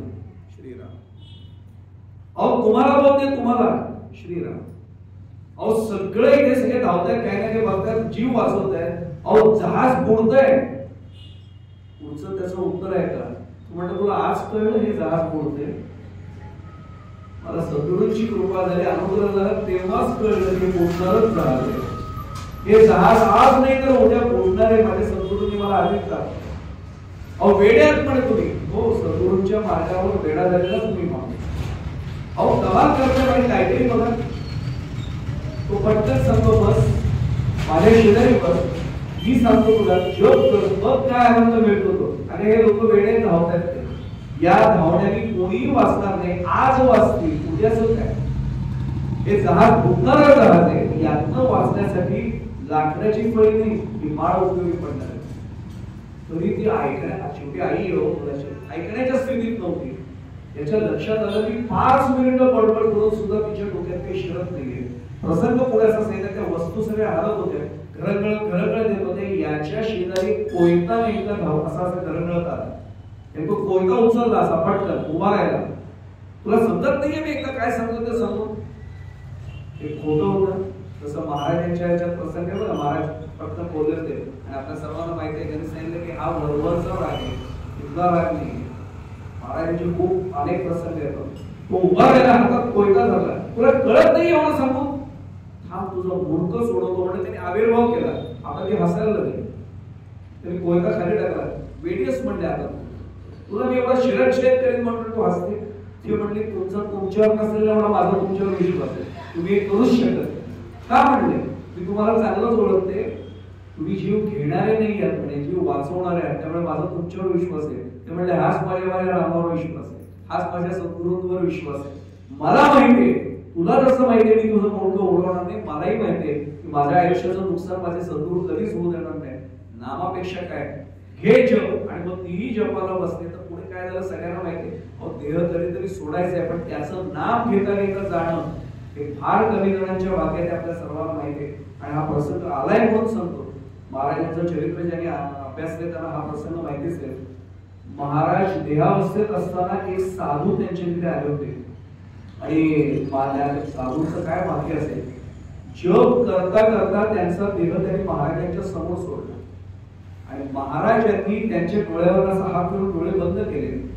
पण बोलवले एका शिष्याला, छातीवर हात ठेव म्हटले. गेलेले असताना सुद्धा राम नाम जाणवणं ज्याला मोठ्याची हालचाल, छाती बंद आहे पूर्ण, श्वासोच्छ्वास थांबलंच हृदयाची गडगड, पण सवय इतकी होती ओठ चालू होते. महाराजांनी शेवटी मोठावर नाम फिरवला आणि श्रीराम एवढं म्हटल्याने त्याला मुक्ती दिली. हा प्रसंग ऐकल्यानंतर मी तर काही वेळा माझ्या मनाला प्रश्न विचारतो, माझं घडेल असेल कधीतरी. देह सुटलाय, जीव बाहेर पडलाय, पण देहाची सवय ते सुटली. आणि म्हणून मला तुकाराम महाराजांचं चरण आठवतो, पहिले वळण इंद्रिया सकळा, मग भाव तो निराळा नाही तुझ्या. इंद्रियाला सवयच लागली एकदा की मग ती लागते. आणि म्हणून महाराजांचं वाक्य पुढचं सांगतो की आपल्या मनाला नामातच निजवावं. सगळ्यांना वाक्य पाठ येत करेल. मनाला आपल्या नामातच निजवावं, नामातच त्याला जाग करावं. म्हणजे अष्टोप्रहर नाम आपोआप आतमध्ये सुरू होईल. ऐकायला खूप सोपं आहे वाक्य. मनाला आम्ही खरंच नामामध्ये निजवतो. अनेकदा असं होतं की झोपताना सुद्धा प्रपंचातलेच विचार आपल्या मनामध्ये काहीतरी येतात. कोणीतरी मला बोललेलं असतं, तो विचार माझ्या मनात येतो. आणि जागं झाल्यानंतर आज माझा दिवसभरातला दिनक्रम काय हाच पहिला विचार येतो. जागं होताना सुद्धा आणि झोपण्याच्या क्षणाला सुद्धा श्रीराम जयराम जय जयराम जर इथे सुरू असेल, काय चमत्कार होईल बघा. आतमध्ये मी पुढे जाण्यापूर्वी मुद्दामच सांगतो, बाबा बेलसरेंनी हे सांगितलेलं उदाहरण मला रावत देऊन उदाहरण घेऊन पुढे जातो.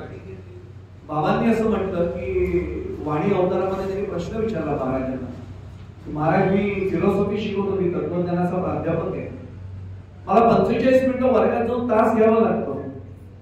महाराज म्हटले बरोबर आहे, शिकवायचंय नाही, पण अडचण अशी येते की मी एरवी श्रीराम जयराम जय जयराम म्हणत राहतो, पण शिकवताना कसं म्हणणार.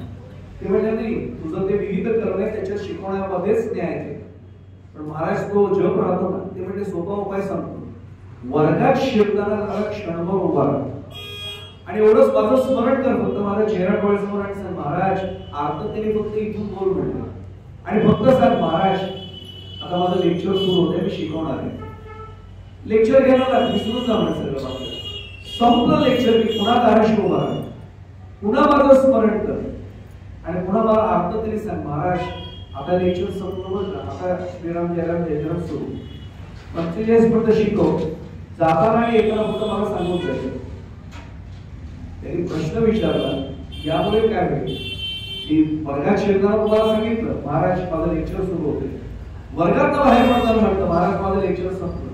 ते म्हटले म्हणजे काय होईल? काय उत्तर मिळालं असेल? 45 मिनिटं तू लेक्चर घे, 45 मिनिटं तुझा नाव सांभाळ. अशी मी जे म्हटलं की आईचा गुरु मिळणे भाग्य असेल. माझं विहित कर्म त्याला सांगून केलं ना, तर उरलेल्या काळातलं नाव तुझं मी सांभाळेन महाराज म्हणताय. याच्यापेक्षा काय भाग्य पाहिजे? फक्त तेवढी श्रद्धा असेल तर हे घडेल. आम्ही महाराजांना प्रत्येक गोष्ट खरंच सांगून करतो का? मी आज बसलोय इथे म्हणून पुन्हा सांगतो. आपण महाराजांना काही वेळा करताना सांगतो बरोबर आहे, आल्यानंतर परत सांगतो का? मी निघताना सांगतो महाराज अमुक अमुक ठिकाणी जातोय, आल्यावरही सांगताना आणि त्याच्याही पलीकडून सांगतो. माझे हात जोडून सगळ्यांना प्रार्थना, मी तुमच्यापेक्षा सगळ्या अधिकारांनी सुद्धा लहान आहे तरी सांगतो.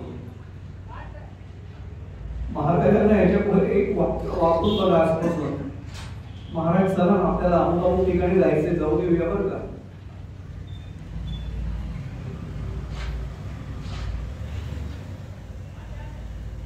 महाराजांची शपथ घेऊन सांगतो, महाराज आपल्या बरोबर तिथे आहे ते जाणवत राहतं प्रत्येक क्षणात. आपण नुसतं सांगण्यापेक्षा थोडा बदल करून महाराज जायचे बरं का अमुक अमुक ठिकाणी, जेथे जातं तेथे तू मला सांगा की महाराजांची शपथ घेऊन सांगतो, महाराज जाणवतात की आपल्या बरोबर त्या क्षणाला.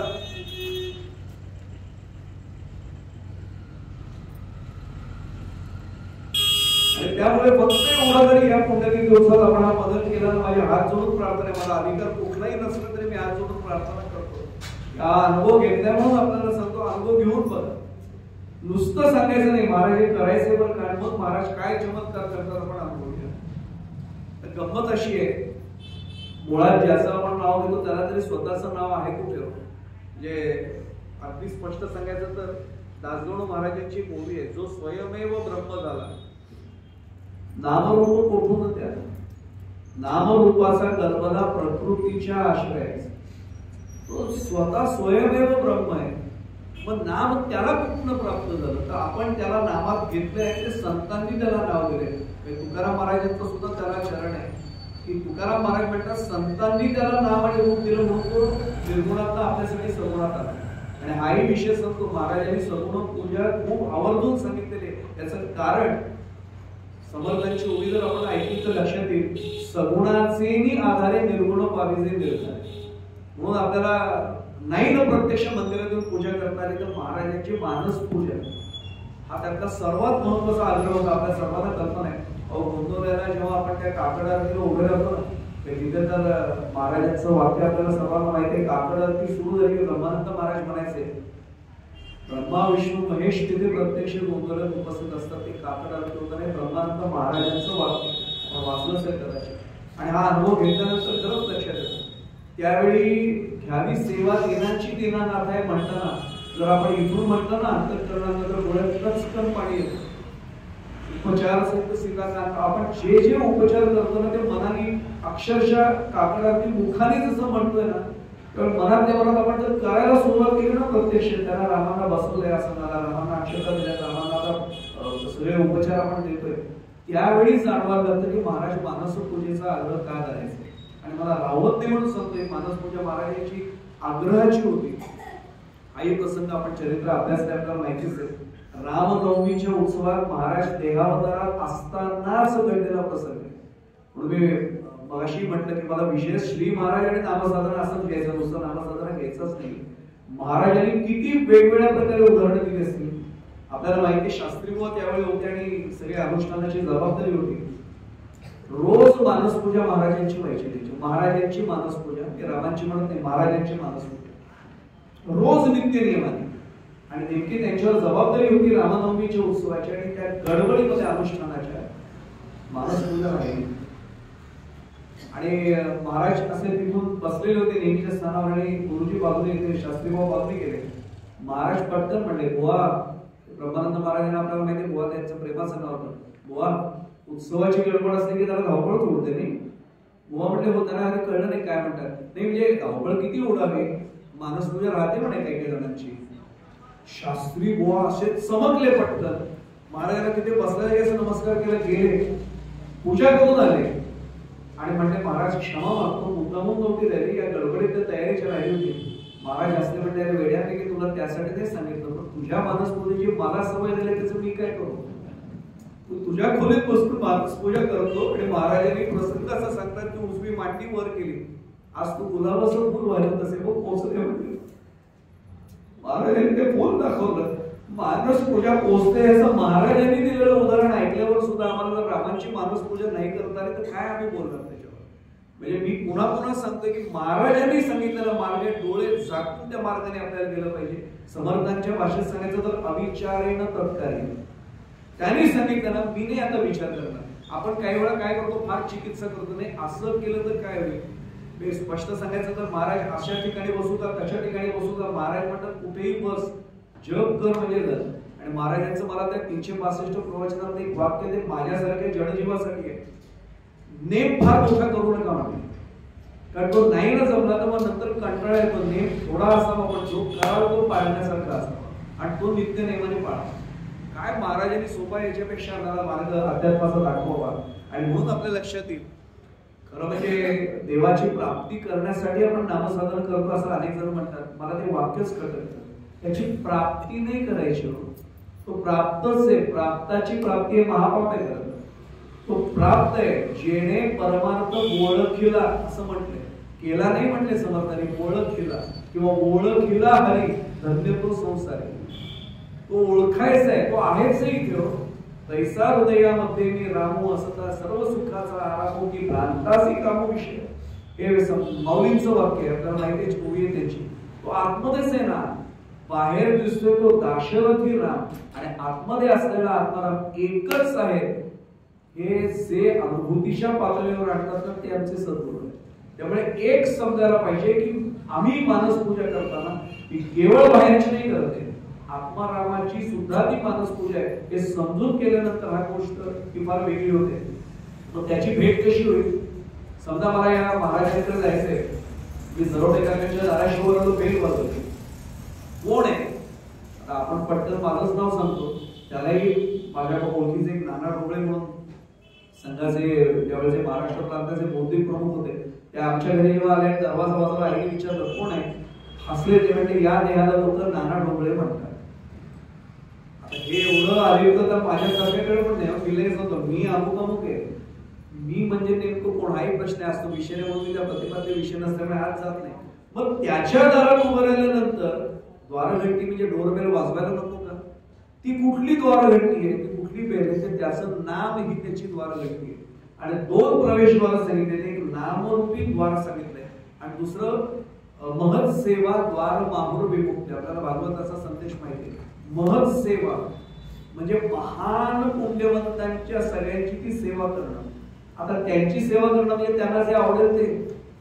मग त्यांना काय आवडतं, माझ्या सद्गुरूंना काय आवडतं, नाम जर आवडते मग मी नाम घेतल्यानंतर महत् सेवा द्वार माहुर विमुक्ती, आपोआप ती सेवा घडेल आणि मग मला पुढे जाण्याचा दरवाजा भगवंताच्या भेटीचा दरवाजा हा आपोआप उघडेल. हा त्यातला एक सर्व महत्वाचा भाग आहे. थोडा एक महत्वाचा भाग सांगतो. अनेकांच्या मनामध्ये चिकित्सा असल्यामुळेचा मुद्दा मांडतोय. मी मगाशी म्हटलं की श्रद्धा दारिद्र्य, एक बाबा बेलसरेंचं वाक्य आहे की श्रद्धा दारिद्र्य कधी असू नये. पण अनेकदा आम्ही संभ्रमित होतो आणि पटकन म्हणतो की मोक्ष हवाय, पण तो ज्ञानाने मिळतो असं सगळे सांगतात. कैवल्य आपण ज्याला आपण म्हणतो ज्ञानाच्या माध्यमातून मिळते. पण प्रत्येक मार्गासाठी ध्येय ठरलेले, फलप्राप्ती ठरलेली आहे. म्हणजे अगदी माऊलींची ओवी सुद्धा अनेक जण सांगतात की जे ज्ञान जयाच्या हाती तोच समर्थ मुक्ती. मग आपल्याला वाटतं की अरे ज्ञानाच्या माध्यमातून मोक्ष मिळणार आहे, मग नामाच्या माध्यमातून कसा मिळेल. आता मुद्दा आपल्या लक्षात आला जर की ज्ञानाच्या माध्यमातून मोक्ष मिळणार आहे, मग नामाच्या माध्यमातून कसा मिळेल. तुकाराम महाराजांनी दिलेली ग्वाही आपल्याला सांगू, मुखी नाम हाती मोक्ष ऐसी साक्ष बहुतांची. आणि आपल्याला श्री महाराजांचं चरित्र माहिती आहे. महाराजांच्या घरी जी एकादशीची उपासना असायची पूर्वी, त्याच्यात सुद्धा महाराजांनी जो अध्ययन केलं त्याच्यात सुद्धा तुकोबांची अभंग गाथा जवळजवळ महाराजांच्या आत्मसात मुखोद्गत म्हणत नाही, आत्मसात केलेली होती. मुखी नाम हाती मोक्ष ऐसी साक्ष बहुतांची. नाम घेतल्यानंतर अनेकांना फार मोठा गैरसमज आहे की गेल्यानंतर मोक्ष मिळतो. चूक. आता याची देही याची ओळख अनुभवत आणि याचं प्रमाण आता दिलं ना. मुखी नाम हाती मोक्ष. आता हात कोणाला देहाला आहे, देह सोडल्यावर हात. हाती मोक्ष आणि ऐसी साक्ष बहुतांची. हे नक्की मिळेल हे सांगतात सगळ्याच्या मध्ये. आता हे घडतं कसं तर नामस्मरणाने आधी मुळात चित्तशुद्धी होते. चित्तशुद्धी झाली की आत्मज्ञान होतं. ज्ञान आलंच ना आपोआप, मग आपोआप त्यातनं मुक्ती मिळते. त्यामुळे आम्हाला महाराजांनी किती सोपा मार्ग दिलाय. नाम साधना सुरू करा, चित्तशुद्धी होईल. चित्तशुद्धीतून तुम्हाला मोक्ष प्राप्ती होईल याची पूर्ण खात्री बाळगायची. त्यातला एक महत्वाचा भाग महाराजांनी फार छान केले चरण वापरले. मानू नका नाम साधन लहान. मगाशीच म्हटलं तुम्हा माझे आण जीव व्हावे महाराज म्हणतायत आम्हाला. हे साधन अजिबात लहान मानू नका. आणि संत जी शपथ घेतात ना, त्याचं मला आणखीन एक प्रमाण मुद्दामून सांगायचं आहे की तुकाराम महाराजांचा अभंग याच संदेशासाठीचा. सांगतो ते तुम्हा भजारे विठ्ठला, नाहीतरी गेला जन्म वाया. करिता बरोबरी दुरावसी दुरी, वहावसी पुरी भवाची. आणि मग त्याच्यामध्ये तुम्हा माझी आड जीव व्हावे जसं महाराज म्हणाले, तसंच तुकाराम महाराज देखील म्हणाले की तुका म्हणे एक भावाचे कारण वाहत असे आण विठोबाचे. सर्व संत आपल्या साधकांना शिष्यांना देवाचे आण घेऊन सांगतात की हे कर माझा ऐक. आता लक्षात येईल आपल्याला की संत आणि सद्गुरू यांच्यामधला हा नेमका कार्याचा महत्वाचा भाग आहे. मी पुढे जाण्यापूर्वी मुद्दामून सांगतो, राम आणि समर्थ वेगळे. राम आणि समर्थ, राम आणि आमचे सद्गुरू ब्रह्मचर्य महाराज वेगळे कसं आपल्याला तरी वाटेल का? साधा भाग आहे, आपल्याला सर्वांना कल्पना आहे. मला मुद्दामून उल्लेख करून सांगायचं, ज्यांचं श्रेय त्याला द्यायला पाहिजे. वैकुंठवासी गुरुवर धुंडा महाराज देगलूर जरा इतकं छान वाक्य वापरलं होतं. ते म्हणायचे की खरं म्हणजे आम्हीच सांगतो, देवतेची संत निमित्त त्या प्रतिमा. मग देव कशासाठी आले आणि संत कशासाठी आले? महाराज आले कशासाठी हो नेमके? आज आपण पुण्यतिथी उत्सवाच्या प्रारंभाच्या दिवशी होत, पण नेमके संत आले कशासाठी आमच्यासाठी? त्याचं कारण धुंडा महाराज फार छान समजून द्यायचे. ते म्हणले देवाचं काम काय? भगवद्गीतेत वचन आहे, परित्राणाय साधूनां विनाशाय च दुष्कृतां धर्म संस्थापनार्थाय सर्वभावी युगे युगे. ते म्हणजे त्याचं काम असेल की सज्जनांचं परिरक्षण करायचं, दुर्जनांचं निर्धारण करायचं. तो येतो. संतांचं कारण काय येण्याचं? तर त्याचं कारण म्हणजे माऊलींची ओळी पसायला त्या आठवा, जे घळांची वेटकटी सांडतो दया सत्कर. ते म्हणायचे देव म्हणतो मला एवढा वेळ घालवायला नाही, मी येईन सुदर्शन चक्र सोडीन, याचा वध करेन, मी बाण सोडून रावणाचा वध करेन. वळवत बसण्यासाठी संतांनी यावं. तेच येतात, पण संत अवतार घेतात. आणि मग पुढचा प्रश्न ते विचारायचा, आपल्यापैकी किती जण सज्जन आहेत की ज्यांच्यासाठी देवाने असं कसा अवतार घ्यावा? आणि ते हसायचे, ते पण हाताची वेळी घालायची. ते म्हणे मी नाही हात वर करा. हसायचे सगळे. ते म्हणे मग दुर्जन कोण आहेत सांगा, त्यांनी हात वर करा. कोणीच हात वर नाही. म्हणजे बरोबर आहे तुमचं सुद्धा. कारण आपण प्रल्हाद इतके सज्जन आहोत म्हणते, उकळत्या तेलात टाका, कडेलोट करा, हत्तीच्या पायाखाली ढकला, तरी सुद्धा नाम नाही सोडत. एवढा आम्ही ते म्हणले आम्ही नावाला बसल्यानंतर शेजारी, त्यावेळी टीव्ही नव्हता, धुंडा महाराजांच्याकडे रेडिओ लावलेला असायचा. भले मंगल प्रभात चालू असेल म्हणते, पण अभंगाचा सुद्धा मोठ्याने आवाज यायचा. काय आमचे शेजारी येतो, नामाला बसलं की नेमकं रेडिओ मोठ्याने लावतात, नामच होत नाही. त्यामुळे मग प्रल्हाद कुठे आणि आम्ही कुठे?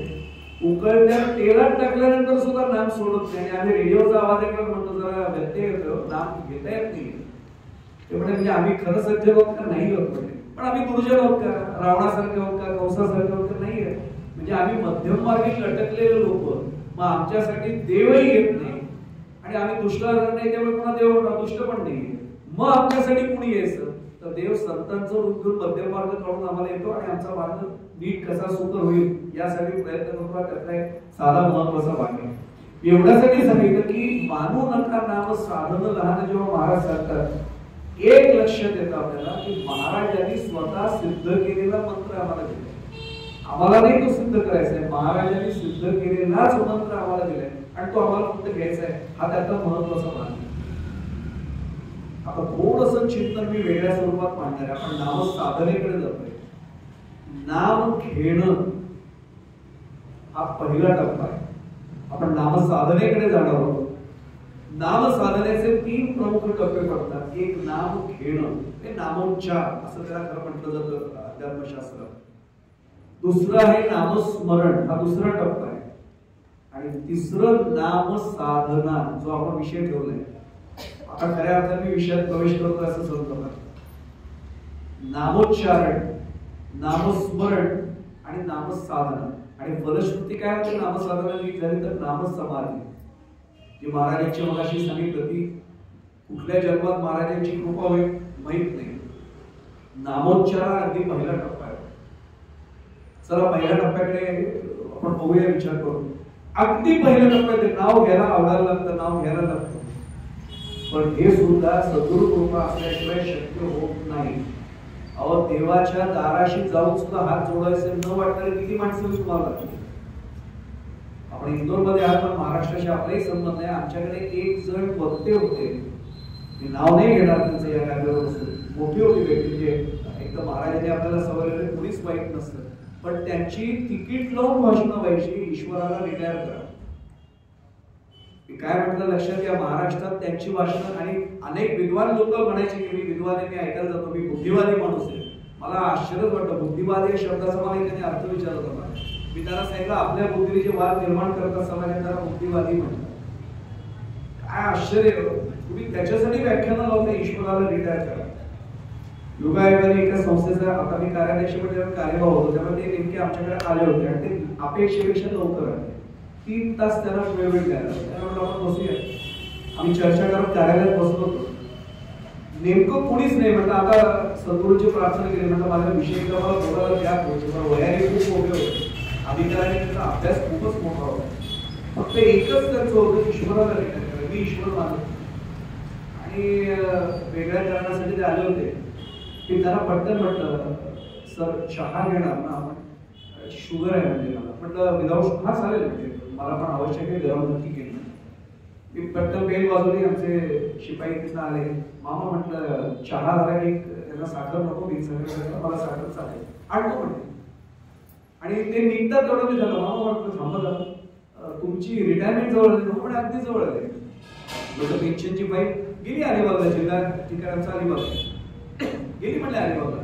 म्हटलं काय अडचण वगैरे नाही ना, माझ्या साहेब नाही म्हणून झालं क्लिअर, एकदम फाईल क्लिअर आहे म्हटलं, काही अडचण नाही. पगारचा हिशेब वगैरे सुद्धा आतापर्यंत झालेला आहे. गेली म्हणे फाईल. एवढं म्हटलं आणि ते बाहेर पडले. म्हटलं आणा तुम्ही. तिथे बसले तर त्यांना सांगितलं सर हे रिटायर होतात. ऐकलं म्हटलं 1 मिनिट जाऊ दिलं. म्हटलं हे आता 3 महिन्यांनी रिटायर होतं. हा समजलं म्हटलं मला. अजून 1 मिनिट जाऊ दिलं. म्हटलं सर हे आता शिपाई आहेत आमच्याकडे नोकरी, ते आता सेवारत होणार आहेत, सेवा निवृत्त होणार. म्हटलं आता निवृत्त होणार म्हणजे रिटायर होणार. ते थोडं वैतागले. वयाने मोठेच होते थोडे आणि ज्ञानाने मोठेच होते माझ्यापेक्षा. किती वेळा तेच सांगते. म्हणजे मी ऐकलं, मला कळलं ना ते रिटायर होणार आहेत, ते तुमच्याकडे शिपाई आहेत. माझं पाठ झालं. म्हटलं सर एक प्रश्न विचारू, ते रिटायर का होत आहे तेवढं मला समजतं. म्हटलं ते शिपाई आहेत तुमच्याकडे सेवेत आहेत, रिटायर होणार. म्हणजे म्हटलं सर तर ते आमच्या शाळेत शिपाई नसते तर रिटायर झालेच नाही का, कशा झालेच ते काय, ते काय विचारताय. म्हणजे म्हटलं जो असतो तो रिटायर होतो. हो म्हटले. म्हटलं माझ्या प्रश्नाचं उत्तर सर मिळालं. ते म्हणजे कुठल्या. म्हटलं ईश्वराला रिटायर करा. एकीकडे तुम्ही सुरुवात करता, देव या जगात नाही त्याला रिटायर कसं करता. म्हटलं सर हसले फक्त, असं पाठीवर थाप मारले. हे तुमच्या ते सेक्रेटरी नाही बोलत संस्थेचे, पत्रकार बोलतोय म्हणले तुमच्यात. म्हटलं सर काही समज विषय बदलूया आता. म्हटलं माझं उत्तर मिळालं. सर रिटायर करा म्हणताय, तो नाही कसा सर, नसलेला कसा रिटायर करा. मी का सांगतोय, आपण एकीकडे जप करायला जेव्हा बसतोय त्याचं नाम घेतोय, पहिलीच पाहिजे नामोच्चार. पण माझी श्रद्धा नसते असं नाही मी म्हणणार. आम्ही कारण सुरू करतो. मी आपल्याबद्दल बोलत नाही, आपण खूप भाग्यवान आहोत, महाराजांचा अनुग्रह आपल्याला मिळालेला आहे. पण जो नवीन नवीन असतो त्याची सुरुवातीची टप्पा बघा, सुरुवातीचा असाच असतो सुरुवातीचा. ते मला ते जमेल का, माझ्याकडे माझा व्यवसाय कसा आहे, माझी शिफ्ट ड्युटी आहे, माझ्या घरामध्ये गडबड गोंधळच खूप असतो. एकाने तर आपल्याला अक्षरशः ओळखीच्या माणसाने आम्हाला सांगितलं होतं की तुम्हाला नाही माहिती सर, कल्पना नाही तुम्हाला. माझ्या एकदा घरी आम्ही तुम्हाला सगळं समजून तुम्हाला नोटीस कसं आहे. माझ्यासारख्या जबाबदारी कोणाकडे असतील एवढ्या जबाबदारी नाही. हळूहळू घेतोय, कमी करायला जबाबदारी. एकदा या जबाबदारी आणि संसारातल्या अडचणी संपू दे, नाम सोडणं नाही. तुम्ही काय घ्यायला मला नाव घेतो म्हणे. तुम्ही त्यांना तो आपल्याला सगळ्यांना ऐकलं असेल कदाचित, एक दृष्टांत सांगितलं. म्हटलं महाराज, अनेक वर्षांपूर्वी घडलेली घटना आहे. रामेश्वरमला म्हटलं प्रत्यक्ष समुद्र किनाऱ्यावर प्रसंग घडला. म्हणजे कुठला म्हटलं, एक जण बसला होता तिथे, समुद्राच्या लाटांकडे बघत होता. पहाटेची वेळ होती, सगळेजण समुद्र स्नान करत होते आणि हा बसला होता. म्हणून एक सज्जन तिथनं गेला. तो म्हटला, महाराज चला समुद्र स्नानाला, रामेश्वरमचं दर्शन घ्यायचं. घेणार आहे दर्शन, येतो ना, स्नान करतोच. याला वाटलं कोणतरी येणार आहे म्हणून तो थांबला. हा स्नान करून आला तरी हा तिथेच. महाराज तुमच्याकडे पंचा कमी आहे का? माझ्याकडे हा जागा आहे, घेऊन ठेवा, तुम्हाला काही हरकत नाही. तीर्थक्षेत्राला आलो आपण, घ्या ना. नाही पंचमाई मी सुद्धा 2-3 माझ्या बॅगेत ठेवले, येतो तुम्ही जाऊन ये. त्याला वाटलं अजून कोणतरी अपेक्षा म्हणून आला नाही म्हणून बसलाय, याचं दर्शन झालं. आता याच्या मनात पक्की उत्सुकता, याचं झालंय का स्नान? तो परत आला होता. आल्यानंतर त्याला हा बसलेला दिसला. आता उजाडलं होतं चांगलं. म्हटलं महाराज मगाशी थोडं गुंजू झालं तुम्ही समजू शकतो, आता उजाडलं चांगलं, जा ना स्नान करून घ्या. गर्दी होईल नंतर, इथे यात्रेकडून भरपूर येतात. जातोय म्हटलं, आता तुम्ही 3 वेळा एवढा आपुलकीने असताना चौकशी केली म्हणून तुमच्याशी बोलतो ना, तर मला बोलताना थोडं संकोच वाटतंय. काही नका संकोच करू, माझी काही मदत होणार आहे का? नाही म्हटले, मदत नाही होणार तशी, पण काय झालं, मी उत्तर भारतातला मी पहिल्यांदा समुद्र पाहतो आयुष्यात. आमच्याकडे नद्या बहुत मोठ्या आहेत, आणि गंगा यमुना सगळं दर्शन झाले म्हणे, पण समुद्र पहिल्यांदा बघतोय.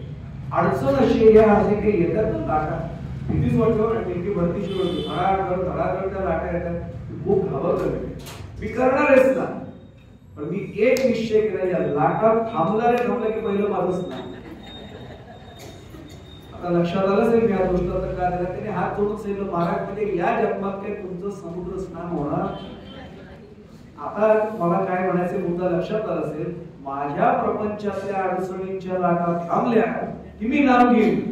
याचा अर्थ या जन्मामध्ये नाम होणार नाही. त्या लाटा थांबण्यासाठीच नाम घेऊ, अजून काय सांगू. त्या लाटा येऊन आदळतात ना, त्या आदळून त्रास होऊ नये यासाठीची तटबंदी म्हणजे नाम आहे. मग त्या लाटा किती आल्या तरी काही फरक पडत नाही. पण पहिलाच भाग आहे नामोच्चारण, म्हणजे नाम घेणं. हा त्याचा पहिला भाग. मला घालबुवा आमचे एक फार छान दृष्टांत सांगायचं, तो आठवला. दत्तदास बुवा घाल अनेकदा इंदोरला, उज्जैनला येऊन आलेला येऊन गेलेले आहेत. घालबुवाने एक छान दृष्टांत असा दिला की ते म्हणले, तुमच्याकडे महाराष्ट्रात बाकीच्या जिल्ह्यांमध्ये एवढे तापट लोक नसते, आमच्याकडून कोल्हापूरचं पाणीच वेगळं. ते मूळ पुढे कोल्हापूरचं असेल तर लक्षात घ्या. ऐकून नाही घेत म्हणले, राष्ट्रपतीच्या बाबांना कोणी घाबरणार. मी चांगला शब्द वापरतो, राष्ट्रपतीच्या बाबांना सुद्धा म्हणे कोणी घाबरत नाही. आमच्याकडे बिनधास्त बोलून बोलतोय. म्हटलं दादा, आमच्याकडे दादा म्हणायचं, दादा का सांगताय असं? नाही म्हटलं, एकाला असं सद्गुरूंचा अनुग्रह झाला, त्याने त्याला सांगितलं 3 माळा रोज जप करायचा, श्रीराम जयराम जय जयराम. करीत ना म्हटलं, त्यात काय म्हणतो. हा साखर कारखान्यात नोकरीला होता. त्याचं रोजची सवय अशी की जुन्या काळची गोष्ट, आपल्या चुलीचा संसार माहिती आहे सर्वांना. चुलीवर त्याची पत्नी ते आदळ ठेवायची, चहा एकीकडे काढा, आंघोळ झाली, देवपूजा झाली की हा सगळं शर्ट इन वगैरे करून बसायचा, पॅन्ट वगैरे घालून. मग खुर्चीवर बसून त्याचा 3 माळा जप सुरू व्हायचा. तोपर्यंत पत्नी चहा ठेवायची.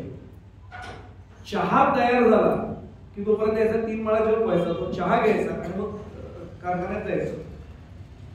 एक दिवशी नेमकी गडबड अशी झाली म्हणे, नुकताच नाम घ्यायला लागलेला होता, नामोच्चारण सुरू होतं.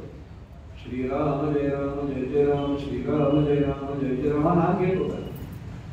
आणि तेवढ्यात ते पत्नीला काहीतरी काम आठवलं. मागचा दरवाजा असायचा पूर्वी, यांनी ती घरं पाहिजे कोल्हापूरची त्यांना कल्पना, पुढे दरवाजा मागे दरवाजा, मागच्या दरवाजाची पत्नी तिला काहीतरी काम आठवलं म्हणून शेजारच्या घरामध्ये गेली. आता यांनी नाम घ्यावं ना, हा जगाच्या नोंदी घेत नाम घेत होता. असं तिथे करतोय, श्रीराम जय राम जय जय राम. पत्नीचं लक्ष नव्हतं, हा असं करतो श्रीराम. आता काय काम आहे, नाम एकीकडे सुरू आहे श्रीराम जय राम जय जय राम, आणि एकीकडे काय म्हणतोय, आता काय काम तुझं निघालं. रामचंद्र बघून दादा म्हणायचे घाबरतात की अरे मला काय दरडोक काय विचारतोय काही. त्यांच्या लक्षात येते पत्नीला आहे. पुन्हा राम दचक थांबतात म्हणे, श्रीराम हा वैतागलेलाच असतो. एवढ्यात त्या चहाच्या जागी आता दुधाचं, चहा चालून खाली उतरले, दुधाचं पात्र ठेवलंय. आता अग्नीने काम केलं दादांचं वाक्य समोर दोन मैत्रिणी भेटल्या की इकडे मुद्दाम बघत नाही माता भगिनींकडे तेवढे दादा म्हणायचे हे वाक्य माझं नाही बरं का तेवढे दोन मैत्रिणी भेटल्यानंतर घड्याळाचा भाग नाही राहत म्हणजे काही वेळा आणि थोडा उशीर झाला आणि त्या अग्नीला काय माहिती त्यांच्या गप्पा चालल्या अग्नीने त्याचं काम केलं आणि ते दूध उतू जायला दादा म्हणते तो काय कमी वाजता रे का ते चरचा आवाज आला दादा म्हणायचे त्या लाकडावर पडलेल्या दुधाचा चर आवाज नव्हता त्याच्या काळजात चरचर होती दूध वाया चालतं पण हा काय कमी टाइमपीस आहे का म्हणजे हा तेवढ्याच जेव थांबायचा श्रीकृष्ण श्रीकृष्ण अरे ज्याच्याकडे 9 लाख काही आहेत म्हणे त्याला तो करवलेलं तू श्रीकृष्णार्पण वस्तू देतोय का ते म्हणे काय आमचा परमार्थ चाललाय बघा म्हणे कुठल्या टप्प्याला आणि मग याच्या लक्षात आलं अजूनही येते परत 2.5 माळा तोपर्यंत झाल्या आसन सोडता येत नाहीये पातेला उतरवता येत नाहीये आसन सोडलं तर यांनी काय विचार केला 2.5 माळा वाया जातील कधी एक नाव वाया नाही जातो पण यांनी नवीन नवीन होता विचार काय केला 2.5 माळा वाया जातील पुन्हा 3 माळा करायला लागतील उलट त्यांनी खरा असा विचार करावा होता सद्गुरूंची काय कृपा आहे 5.5 माळा आज 6 माळा हा विचार करून त्यांनी खरं करायला पाहिजे पण तो नाही उठला यांनी युक्ती केली हा काय कमी बसला होता युक्ती भरपूर एकीकडे झालं होतं श्रीराम जय राम आता जरा श्रीराम जय राम जय जय राम आता तरी पत्नीला आवाज येईना शेवटी यांनी सुरुवात केलं श्रीराम जय जय राम पत्नीच्या लक्षात आलं आता हे श्रीराम जय राम नाही माझ्या माहेरचा उद्धार सुरू झाला धावत त्यांनी पातेलं उतरवलं आता लक्षात येईल अशी जर पहिली टप्प्याची अवस्था असेल तरी सुद्धा आम्हाला सद्गुरू सांभाळून दिलं तर चालेल कसंही असेल तरी चालेल पण नाम घे पहिला टप्पा येतो मी आपल्याबद्दल बोलतच नाही आपण आता महाराजांच्या कृपेने खरंच खूप चांगली वाटचाल सुरू आहे पण पहिला टप्पा येतो प्रत्येकाच्या आयुष्यात नामोच्चार निदान तो नाम उच्चार मात्र तो कसा असला पाहिजे आवडे देवासी तो एका प्रकार नामाचा उच्चार रात्रंदिवस नामदेव महाराजांचा चरण येतो आवडे देवासी तो एका प्रकार मी एक सांगू आपल्याला पुढे जाण्यापूर्वी मी नामदेव महाराजांचं प्रमाण देताना मला नेहमी डोळ्यासमोर होतं नामदेव महाराज आणि पांडुरंग परमात्मा एकच होते म्हणजे इतकं त्यांची तादात्म्यता होती की त्यांनी खीर भरवली आणि पांडुरंगाने ती ग्रहण करावी आमचे इथे ते पूर्वी दोघे येऊन गेलेले होते आज त्यांचं 96-98च्या दरम्यान वय वासुदेव शास्त्री प्रकाशकर जुन्या लोकांना कदाचित आठवत असेल कीर्तनकर होते संस्कृत कीर्तनही करायचे गुजराती कीर्तन करायचे आपल्या बडोद्यालाच स्थायिक होते त्यांना मी लहान असताना प्रश्न विचारला ते माझ्या नातेवाईक असताना त्यांना हक्काने काही प्रश्न लहानपणी विचारायचे आम्ही त्यांना वासू काका म्हणायचे म्हटलं काका नामदेव महाराजांचा नैवेद्य भगवंतांनी घेतला आमचा का नाही घेतला ते म्हणजे पहिली गोष्ट थोडं स्पष्ट उत्तर देतो म्हणजे जे असेल ते सांगा ते म्हणजे एकदा आपण टँकीस होतो मला हसू आलं म्हणजे काय होतं ते म्हणजे दाखव मला कसा नैवेद्य दाखवशील मी पण कसं पाणी देवतो ते प्रमोशन वगैरे काही शब्द कुठे त्यावेळेला येतील असं करत ते म्हणजे तू देवाला सांगतोय लक्ष्मण रेषा याच्या आधी यायचं नाही तो कशालाही तुझा नैवेद्य घ्यायला कारण तू ते लक्ष्मण रेषाच फिरवतो नैवेद्य दाखव ओम प्राणायाम आपण हात पण म्हणजे कुठे ओम प्राणायाम आपण हात पण म्हणजे कुठे चालते सगळं इकडेच तो कशाला गेल म्हणजे नामदेव महाराजांना कदाचित 7व्या वर्षी मंत्रही माहित नव्हता विधी पण माहित नव्हता ते देवाला एवढं सांगायचंय देवा गाव वेळ तुम्ही लवकर घ्या देवा लवकर घ्या आणि भगवायला सुरुवात केली असेल ती भगवायची आणि मग त्यांनी वाक्य वापरलं आम्ही नैवेद्य दाखवतो नामदेव महाराज समर्पित करायचे मी काय म्हणतो आपल्या सहज दर्शन एवढा भावात्मक फरक घेऊ आम्ही दाखवतो आणि नामदेव महाराज नैवेद्य समर्पित करायचे पुढे जाण्यापुढे सांगतो मला तोही विषय मुद्दामून सांगायचा आहे मला एकाने विद्यार्थ्यांनी प्रश्न विचारला होता की सर आपलं नैवेद्य भगवंत घेतो असं तुमची श्रद्धा आहे का म्हणजे 100% श्रद्धा आणि याचं कारण आपण नैवेद्य जेव्हा दाखवायला देतो मंगला ते आपण पाहिलंच आहे तो झाकलेला असतो त्याच्यावर आधी कुणाची दृष्टी नाही पडत फक्त सद्गुरूंची आणि रामांचीच ती दृष्टी पडायला पाहिजे नैवेद्य दाखवल्यानंतर असं पण म्हणतोय आपण सवयी नैवेद्य समर्पित केल्यानंतर त्याच्यावर कदाचित काही फरक दिसणार नाही पण मग मी मुलांना एका प्रश्न विचारला म्हणजे काय हे पुस्तक आहे ते सुभाषित मला तुझी संस्कृतची पाठ झाली म्हटलं केव्हा केली म्हटलं 3-4 वेळा वाचली म्हटलं हो दाखव म्हणून ते खरंच मला सुरुवात केली म्हटलं 4 पाठ झाले पुन्हा पुस्तक घेतलं तसं बघितलं काय बघताय तेव्हा त्याची अक्षरं फिकट झाले का बघताय अशी कशी फिकट होती म्हटलं का तुझ्या डोक्यात गेली ना ती थोडं अशी डोक्यात गेली तरी फिकट होत नाही, पण तुम्हाला कळलं जातं त्याची दृष्टी पडली आणि त्याने ते ग्रहण केलं तरी हे इथे फिकट नाही होणार, तो आपल्यासाठी प्रसाद ठेवला. पुढच्या पिढीलाही ते सुभाषित मला वाचता येईल. आता उरलेल्या सगळ्यांना तो त्याचा प्रसाद म्हणून, आणि नैवेद्य या शब्दात निवेदन हा मुळात गाभा आहे. निवेदन केल्यानंतर त्याला तो घ्यावाच लागतो नैवेद्य, आणि मग त्याचा मिळालेला आम्हाला प्रसाद आहे. हा त्याचा महत्वाचा भाग आहे. विषय निघाला मी मुद्दामून सांगतो. नामोच्चार हा इथपर्यंत पहिला टप्पा आहे, पण तिथे आम्हाला थांबून नाही चालायचं. आम्हाला पुढच्या टप्प्याकडे जायचंय, नामस्मरण. हे नामोच्चाराचा प्रसंग सांगितला. नामस्मरण मी खरं सांगतो, आपल्याला कितीतरी वेळा दिवसभरात आपण हा शब्द वापरतो, नामस्मरण करूया, नामस्मरण करूया. आम्हाला खरा त्याचा अर्थ कळला ना तर पुण्यतिथी उत्सवात पहिल्या दिवशी बसल्याचं पुण्य मिळेल. नामस्मरणात मुळात दोन शब्द, नाम अधिक स्मरण. मी ज्याचं नाम घेतोय त्याचं अखंड स्मरण करत जर मी नाम घेतलं तर ते नामस्मरण आहे. मी नाम घेतोय आणि जर ते स्मरण नाही घडलं तर नेमकं काय होईल? उदाहरण सांगतो आपल्याला. आपल्याला सर्वांना कैलास पर्वतावरचा घडलेला प्रसंग माहिती असेल, आणि हे प्रत्यक्ष म्हणजे आपल्याला कल्पना आहे, आपण जे नाम घेतोय ना ते प्रत्यक्ष भगवान शंकर नाम घेतोय. त्यांच्याही हृदयस्थ परमात्म्यामध्ये तोच भाग आहे ना. आपल्याला सर्वांना तो प्रसंग माहिती आहे. कैलास पर्वतावर प्रत्यक्ष भगवान शंकर बसले होते, आणि त्याच्यात कीर्तनात सांगताना नेहमी होतं, एकदा सुखमासीनम शंकर लोकशंकर.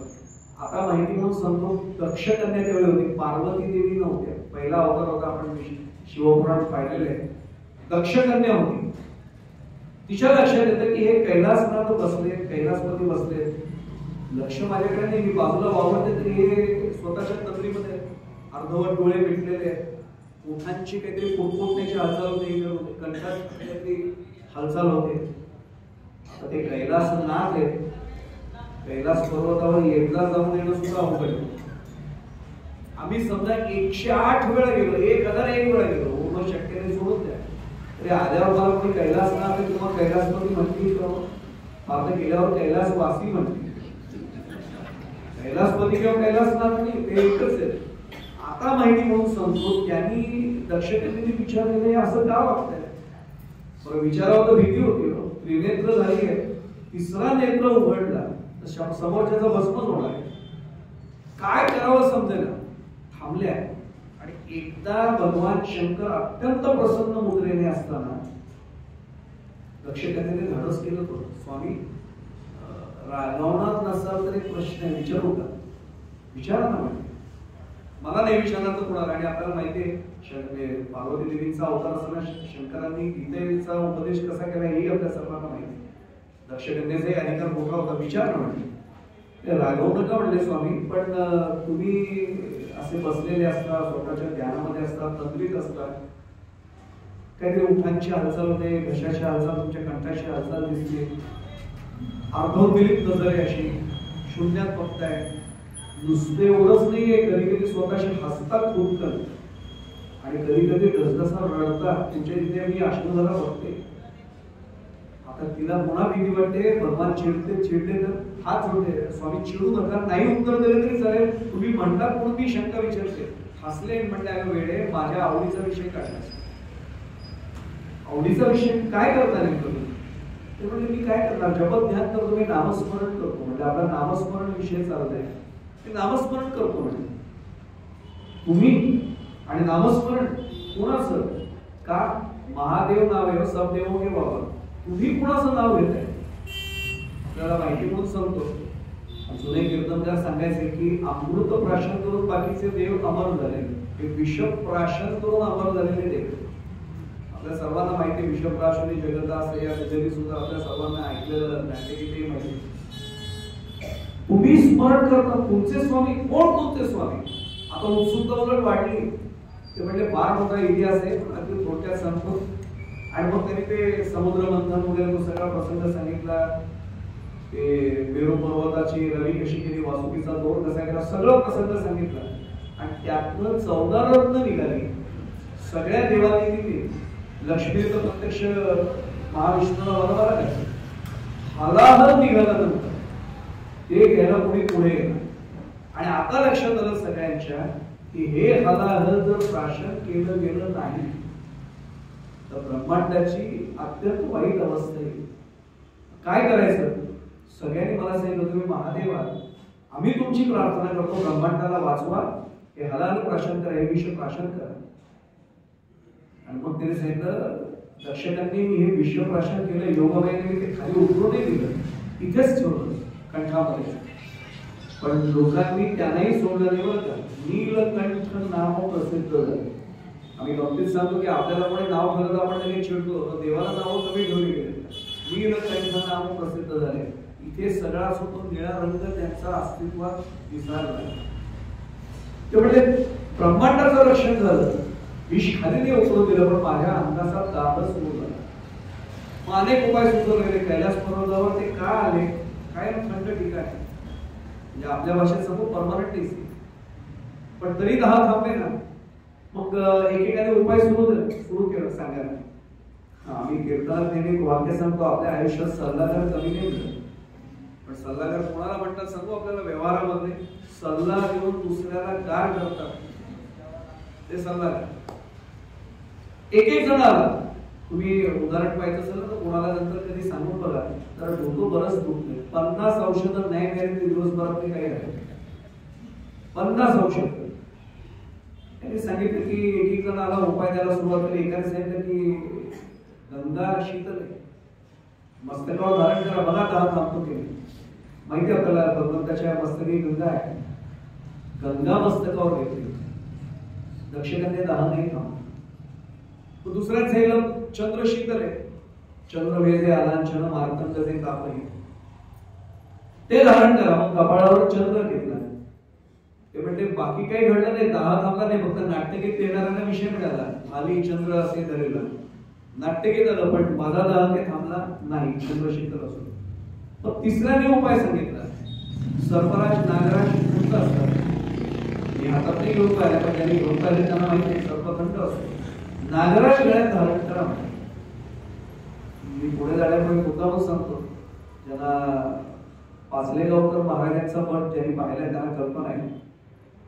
महाराज माझ्या ओळखीचे कीर्तनकार जाऊन आले तिथे पूर्वरंग समजावर आपण जसा पुष्पहार घालतो तसा हार नाही गळ्यात घालतात.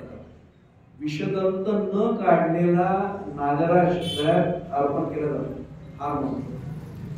मला एखाद्या सांगितलं की मला 7 वाजता बोलत 9 कीर्तन होतं, म्हणजे 2 तास आधीच या. मला वाटलं असेल ती पद्धत म्हणून मी लवकर गेलो. मग त्यांनी सगळं म्हणे समजून दिलं, महाराज असं आमच्याकडे पद्धत एक परंपरा आहे, काही काळजी करू नका. महाराजांनी हे सगळं अभिमंत्रित करून ठेवलेलं क्षेत्र आहे, इथे काही कोणाला इजा होत नाही. ऐकताना म्हटलं हो म्हणजे मला आत्महत्या वाटायला लागलं की अरे कुठला हार घ्यायला आपण आलो, बाकीचं बरं असतं. मी त्याला लगेच विचारलं सुद्धा की बाकी पर्याय काही, ते म्हणजे पर्याय नाही. पूर्वरंगानंतर आमची परंपरा हीच आहे की आम्ही गळ्यात नागरा घेतो आणि विष न विषाचा दात न काढलेला नागरा आहे. महाराज घाबरला नाहीत ना. ते मनात मला मित्रच होता म्हणतो, मनात घाबरलोच होतो म्हटलं, घामच सुटला होता. बोलणार कसं? कीर्तनकर घाबरला, हे चित्र वाईट दिसतं प्रतिमा. नाही घाबरायचं काय, त्यात काय घाबरतं काही नाही म्हटलं. काळजी करू नका, काही होत नाही. आजपर्यंत दररोज येथे कीर्तन होतं, कोणाला काही होत नाही आणि ही समोरच असेल, मी आहे, काही काळजी करू नका. मनात म्हणे मी म्हणतो तू समोर असशील, पण आज समोर असेल तू नंतर येशील, तू आधी ये ना जवळ.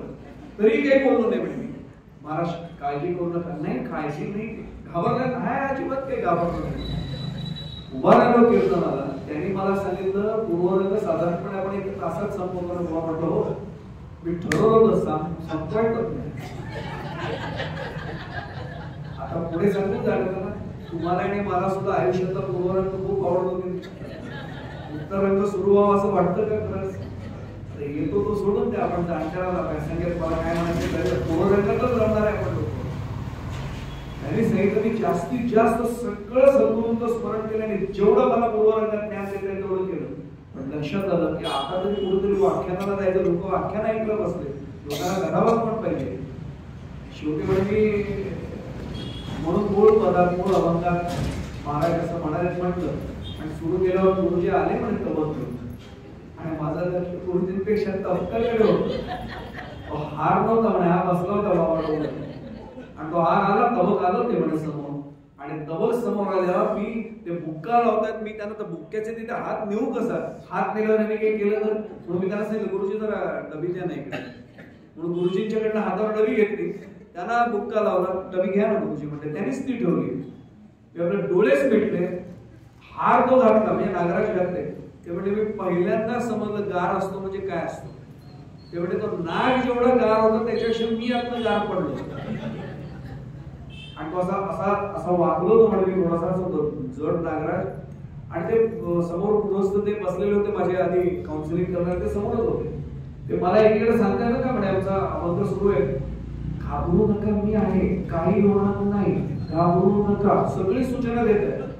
माझं त्यांच्याकडे मी बघतोय ऐकतोय पण लक्षच लागेना म्हणजे. आणि मग गजर सुरू झाला श्रीराम जयराम जय जयराम. तो 2 मिनिटं लांबू आहे जरा धीरेपर्यंत. मी इकडे बघतच नव्हतं या श्रोत्यांकडे, मी निम्म्याच्या पुढच्या श्रोत्यांकडे, कारण असं नजर जात होती.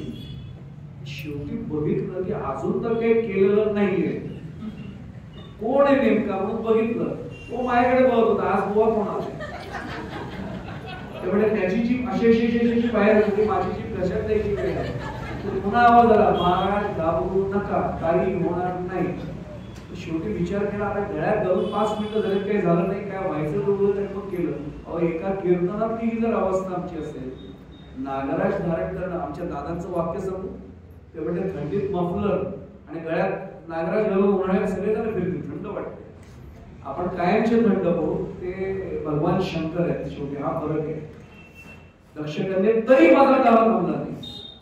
आणि मग या उपायाला सांगण्यासाठी देवर्षी नारद मुनी आले आणि त्यांनी सांगितलं, भगवंता एकच सांगू, शरीराचाच काय या भवरोगाचा सुद्धा दाह थांबण्यासाठी दुसरा कुठला उपाय नाही, फक्त एकच उपाय आहे, श्रीराम जय राम जय जय. आणि तेव्हापासून दक्षकन्ये मी श्रीराम जय राम जय जय राम म्हणतोय आणि अखंड माझं नामस्मरण सुरू आहे. मी पुढे जाण्यापुढे मुद्दामून सांगतो, आपण अद्वैत हा शब्द अनेकदा वापरतो. रामचंद्र प्रभू आणि भगवान शंकरांचं किती अद्वैत असेल. शंकर भगवंत अहोरात्र ज्याचं नाव घेत आहेत, त्या प्रभू रामचंद्रांनी लंकेला जाताना सेतुबंधन करण्यापूर्वी वाळूचं शिवलिंग तयार केलं होतं आणि शंकरांचं अधिष्ठान ठेवून पूजन करून मग समुद्राच्या त्या पुढच्या सेतुबंधनाला सुरुवात केली होती. म्हणजे हे त्यांना पुस्तक, ते यांना पुस्तक. त्यामुळे देवांमध्ये किती अद्वैत आहे हे लक्षात आता येईल याच्यावरने. आणि मग माझा दाह थांबला. पण मग तुम्ही हसताना म्हणता, हा काय प्रकार आहे. ते म्हणजे मी नाम घेत नाही, म्हणजे हात जोडून प्रार्थना आहे. पुढचं वाक्य भगवान शंकरांचं ऐकूया, मी नामस्मरण करतोय. मी ज्यांचं नाम घेतोय ना त्यांचं चरित्रच माझ्यासमोर असं घर भरभर उघडत जातं. मग मला ते बालपणीचे रामचंद्र प्रभू तो बालक आठवतो. मग आपल्याला पुन्हा एकदा लक्षात असायचं की तो दूर धावणारा रामचंद्र प्रभू जो बाळाचं रूप, ते कौशल्य माता मागे दूधभात घेऊन आले, रामा घे, रामा तोंड उघडणं, घे ना घे ना. आणि मग राम हट्ट करतायत, तो आभाळातला चंद्र आणून दिलास ना तर मी घासते. तर ती देवाचीच आई आहे, दर्पण दाखवलं, प्रतिबिंब दाखवलं, चंद्र धरला आणि मग माझे रामचंद्र प्रभू घास घेत आहेत. दर्शकांनी हे दृश्य मी पाहिलं ना की मला हसू येत होतं, कसे रामांचे हट्ट होते ना.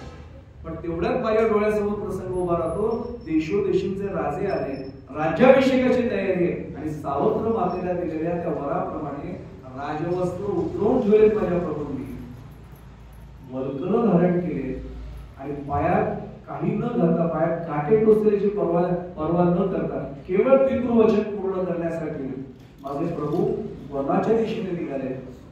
आणि ते निघालेत म्हटल्यानंतर पुत्रवियोगाच्या शोकाने दशरथ राजांचं देहावसन झालंय. हे दृश्य जेव्हा दक्षिणेने माझ्या डोळ्यासमोर येतं ना, गळागळा अश्रू येतात. कुठल्या प्रसंगात मी कुठल्या प्रसंगात आलो, याला म्हणतात नामस्मरण. मी खरंच माझ्या मनाला अनेकदा प्रश्न विचारतो की मी ज्यावेळी श्रीराम जय राम जय जय रामचा जप करतोय असं म्हणतो, हा मी नामोच्चार फक्त करतोय का माझ्या डोळ्यासमोर प्रत्यक्ष रामरायांचं सगळं चरित्र उलगडत येते. हा त्यातला महत्वाचा भाग आहे. तिथपर्यंत मला पोहोचायचंय, इथपर्यंतच ध्येय जर मी ठेवलं तर मला कधी ना कधी ते जाता येईल. मला राहत नाही म्हणून सांगतो, कदाचित मला रामांचं स्मरण तसंच्या तसं जे भगवान शंकरांना जमलं ते येईल जाईल माहित नाही. पण मला एक नक्की सांगता येईल, महाराष्ट्र आपले आपण म्हणतो ना सगुण रूप नयनी वस्तू, हे आता बसले सुदैवाने, आपल्या सतत दिसते आपल्या डोळ्यांना. माझे हात जोडून प्रार्थना आहे, राम मला स्मरण नामस्मरण करताना दिसोत न दिसोत, मला माझ्या सद्गुरूंचं रूप जरी अखंड दिसत राहिलं ना त्याच्यापेक्षा मोठे नाही. मी उदाहरण सांगतोय पुढे जातो. ब्रह्मानंद महाराज आणि डॉक्टर कुर्तकोटी यांच्यातला संवाद आहे. डॉक्टर कुर्तकोटी यांना आपल्याला माहिती सर्वांना की महाराज यांच्या शिष्योत्तमांपैकी एक, आणि माझ्यासारखे त्यांचं नाव घेण्याचाही माझा अधिकार नाही. काय अधिकार ज्ञानाचा असेल, षटशास्त्री तेही होते, आणि आज आपण त्यांना विद्यावाचस्पती म्हणतो. त्यांच्याकडे सगळंच होतं, प्रचंड ज्ञान. पण महाराज आपण पुढे शंकराचार्य वगैरे आपल्या सर्वांना प्रवास माहिती आहे. महाराज देहावस्थात असताना त्यांच्याशी चर्चा करून डॉक्टर बाहेर आले. ते बुवांनी नेमकं पाहिलं, ब्रह्मानंद महाराजांनी पाहिलं आणि सहज विचारलं, डॉक्टर चर्चा झाली गुरुजींची? डॉक्टर एवढे कृतकृत्य चेहऱ्याने आले होते, बुवा झाली ना म्हणे चर्चा, खूप छान वाटलं. महाराजांची बोलायला पाहू, त्यांचा एक शब्द ऐकायला गेला तरी आनंद झाला. ब्रह्मानंद महाराजांनी न विचारलं, थोडासा प्रश्न विचारला तर चालेल? ब्रह्मानंद महाराजांचे बोलणं थोडंसं आपल्याला माहिती, कर्नाटकी शैलीत थोडंसं कसं गोड भाषेत बोलवा, चालेल का विचारलं तर? विचारलं म्हणे. महाराजांनी काय सांगितलं नेमकं? त्याने सांगितलं श्रीराम जयराम जय जयराम जोग सांगितलं असेल. ते बरोबर आहे म्हणे, ते महाराज सांगणार. आणखी ते म्हणजे महाराजांनी सांगितलं की रामांची मानसपूजा न चुकता कर, न चुकता अगदी नेम कर, आणि रामांची मानसपूजा कर आणि अहोरात्र हे कर. ब्रह्मानंद महाराजांचे हात जोडले आणि एवढंच म्हणते, डॉक्टर एक मुद्दा बोललो तर चालेल का? चालेल ना म्हटलं, बुवा बोला. अरे रामांची मानसपूजा करा हे महाराजांनी सांगितलं, आश्चर्य काय? महाराजांच्या आवडीचाच विषय, महाराजांच्या हृदयाचा तो विषय, रामांची मानसपूजा करा. पण महाराज कोणी काय म्हणाले? ते म्हणले रामांची मानसपूजा करा, श्रीराम जयराम जय जयराम अहोरात्र ठेवा, काळजी करू नका, रामचंद्र प्रभू प्रत्यक्ष उभे राहतील समोर. बुवा लगेच म्हणाले, महाराज म्हणाले ना उभे राहायलाच गेला तर रामांना महाराजांच्या आज्ञेवर काय राहतं का? काय शिष्याला विश्वास असावा. महाराज म्हणालेत ना रामचंद्र प्रभू पुढे उभे राहतील, राहणार म्हणले, रामांना काय आज्ञेचं पालन करावंच लागेल. हट्ट आहे म्हणे महाराजांचा. पण एक सांगू म्हणे, त्याला जरा थोडंसं वेळ लागेल तुम्हाला, ती जवळचा मार्ग थोडं सुचवू का म्हणले. आणि ब्रह्मानंद महाराजांनी सांगितलं की रामांची मानसपूजा महाराजांची आज्ञा म्हणून तू करच, पण ती करण्यापूर्वी माझं तर ऐकायचं असेल ना, श्री महाराजांची मानसपूजा आधी करायला बस. ते हातात हात घेतले, बुवांचे म्हणले, बुवा करीन ना म्हणले, कारण ऐका म्हणले, रामांचं दर्शन हवंय ना. अरे महाराजांना सोडून राम जगात आहे कुठे म्हणले? फक्त महाराजांची मानसपूजा सुरू कर, रामांची मानसपूजा काय प्रत्यक्ष पूजा करण्याचं तुला भाग्य मिळेल. रामचंद्र प्रभू साक्षात समोर उभे राहतील. एवढा सोपा मार्ग सोडून तू रामच्या मार्गाने जातोस कशासाठी? माझ्या मुद्द्याचा अर्थ लक्षात आला असेल, मी नामस्मरण करताना मला रामचंद्र प्रभू दिसलेच पाहिजे, पण तो हट्ट पूर्ण व्हावा असं वाटत असेल. महाराजांचं स्मरण मी केलं ना तर ते खरं नामस्मरण होईल. आणि महाराज सोडून राम कुठे जर ब्रह्मानंद बुवा म्हणत असतील तर त्याला 100% अर्थ आहे. कारण ब्रह्मानंद महाराजांना जेवढे महाराज कळले, श्री महाराज कळले, तेवढे मला नाही ना कळले. ज्या अर्थी ब्रह्मानंद महाराज म्हणतात की रामचंद्र प्रभू महाराजांना सोडून असूच शकत नाही, एवढं नामस्मरणाची माझी पुढची पायरी आली पाहिजे. हा पुण्यतिथी उत्सवाचा आज पहिल्या दिवशीच आपण संकल्प निश्चितो की मी नाम घेणार नाही, नुसतं मी नामस्मरण करता करता हळूहळू नाम समाधी अवस्थेला जावं असं मला वाटत असेल. मला एकच करायला पाहिजे, महाराजांचं सतत सतत सतत स्मरण. ते अहोरात्र केल्यानंतर महाराज म्हणजेच राम राम. गुरुराय माझे हे अभंग जर आपण काढला ना ब्रह्मानंद महाराजांचा रामाची किंमत, काय पाहिजे अजून दुसरं? त्या एवढ्या सोप्या मार्गाला सोडून जड मार्गाला जायची पण गरज नाही. महाराज महाराज मी आपल्याला त्याच्याही पलीकडे जाऊन सांगतो, प्रत्येक क्षणाला आपल्याला जर आठवण झाली ना महाराज हे करतोय, महाराज ते करतोय, महाराज योग्य पद्धतीनेच आमच्याकडनं सगळं काम करून देतात, ही आपली साधी श्रद्धा आहे. हा त्याचा एक सर्वात महत्वाचा भाग आहे. आणि मग आपल्या लक्षात येईल, म्हणजे शेवटची 10 मिनिटाचे राहिले त्याच्यात एक मुद्दा मला मांडायचा आहे. आपण टप्पे पाहिले की नामोच्चारण झालं, नामस्मरण झालं, आणि आता आपल्याला नामसाधनेकडे वळायचं. नामसाधना किती पोचली पाहिजे? मी उदाहरण घेऊन सांगतो. तुकाराम महाराजांच्या चरित्रातला प्रसंग. आता तुकोबरायांचे अधिकार आपल्या सर्वांनाच कल्पना आहे. तुकोबराय बहिर दिशेला चालले होते सकाळच्या वेळी. हातामध्ये गडवा होता पाण्याचा आणि नेमके शास्त्री एक समोर येत होते आणि शेतात भेट दिली होते. आणि महाराजांचा आपल्याला सर्वांना आहे रामकृष्णाने कारण त्यांना सद्गुरू बाबाजी चैतन्यांनी माग गुरुवारी स्वप्न दृष्टांतून हा मंत्र दिला होता. आणि मी नेहमी सांगतो तुकोबांनी हा मंत्र जपला पण आणि जपला पण. दोन शब्द मुद्दामून सांगतोय. अक्षर तीच आहे, जपणं आणि जपणं. आपण जपतोय तो जपलाही पाहिजे. अत्यंत निष्ठेने तो जपला. आणि रामकृष्ण हरी रामकृष्ण हरी रामकृष्ण हरी म्हणून चालले होते पुढे.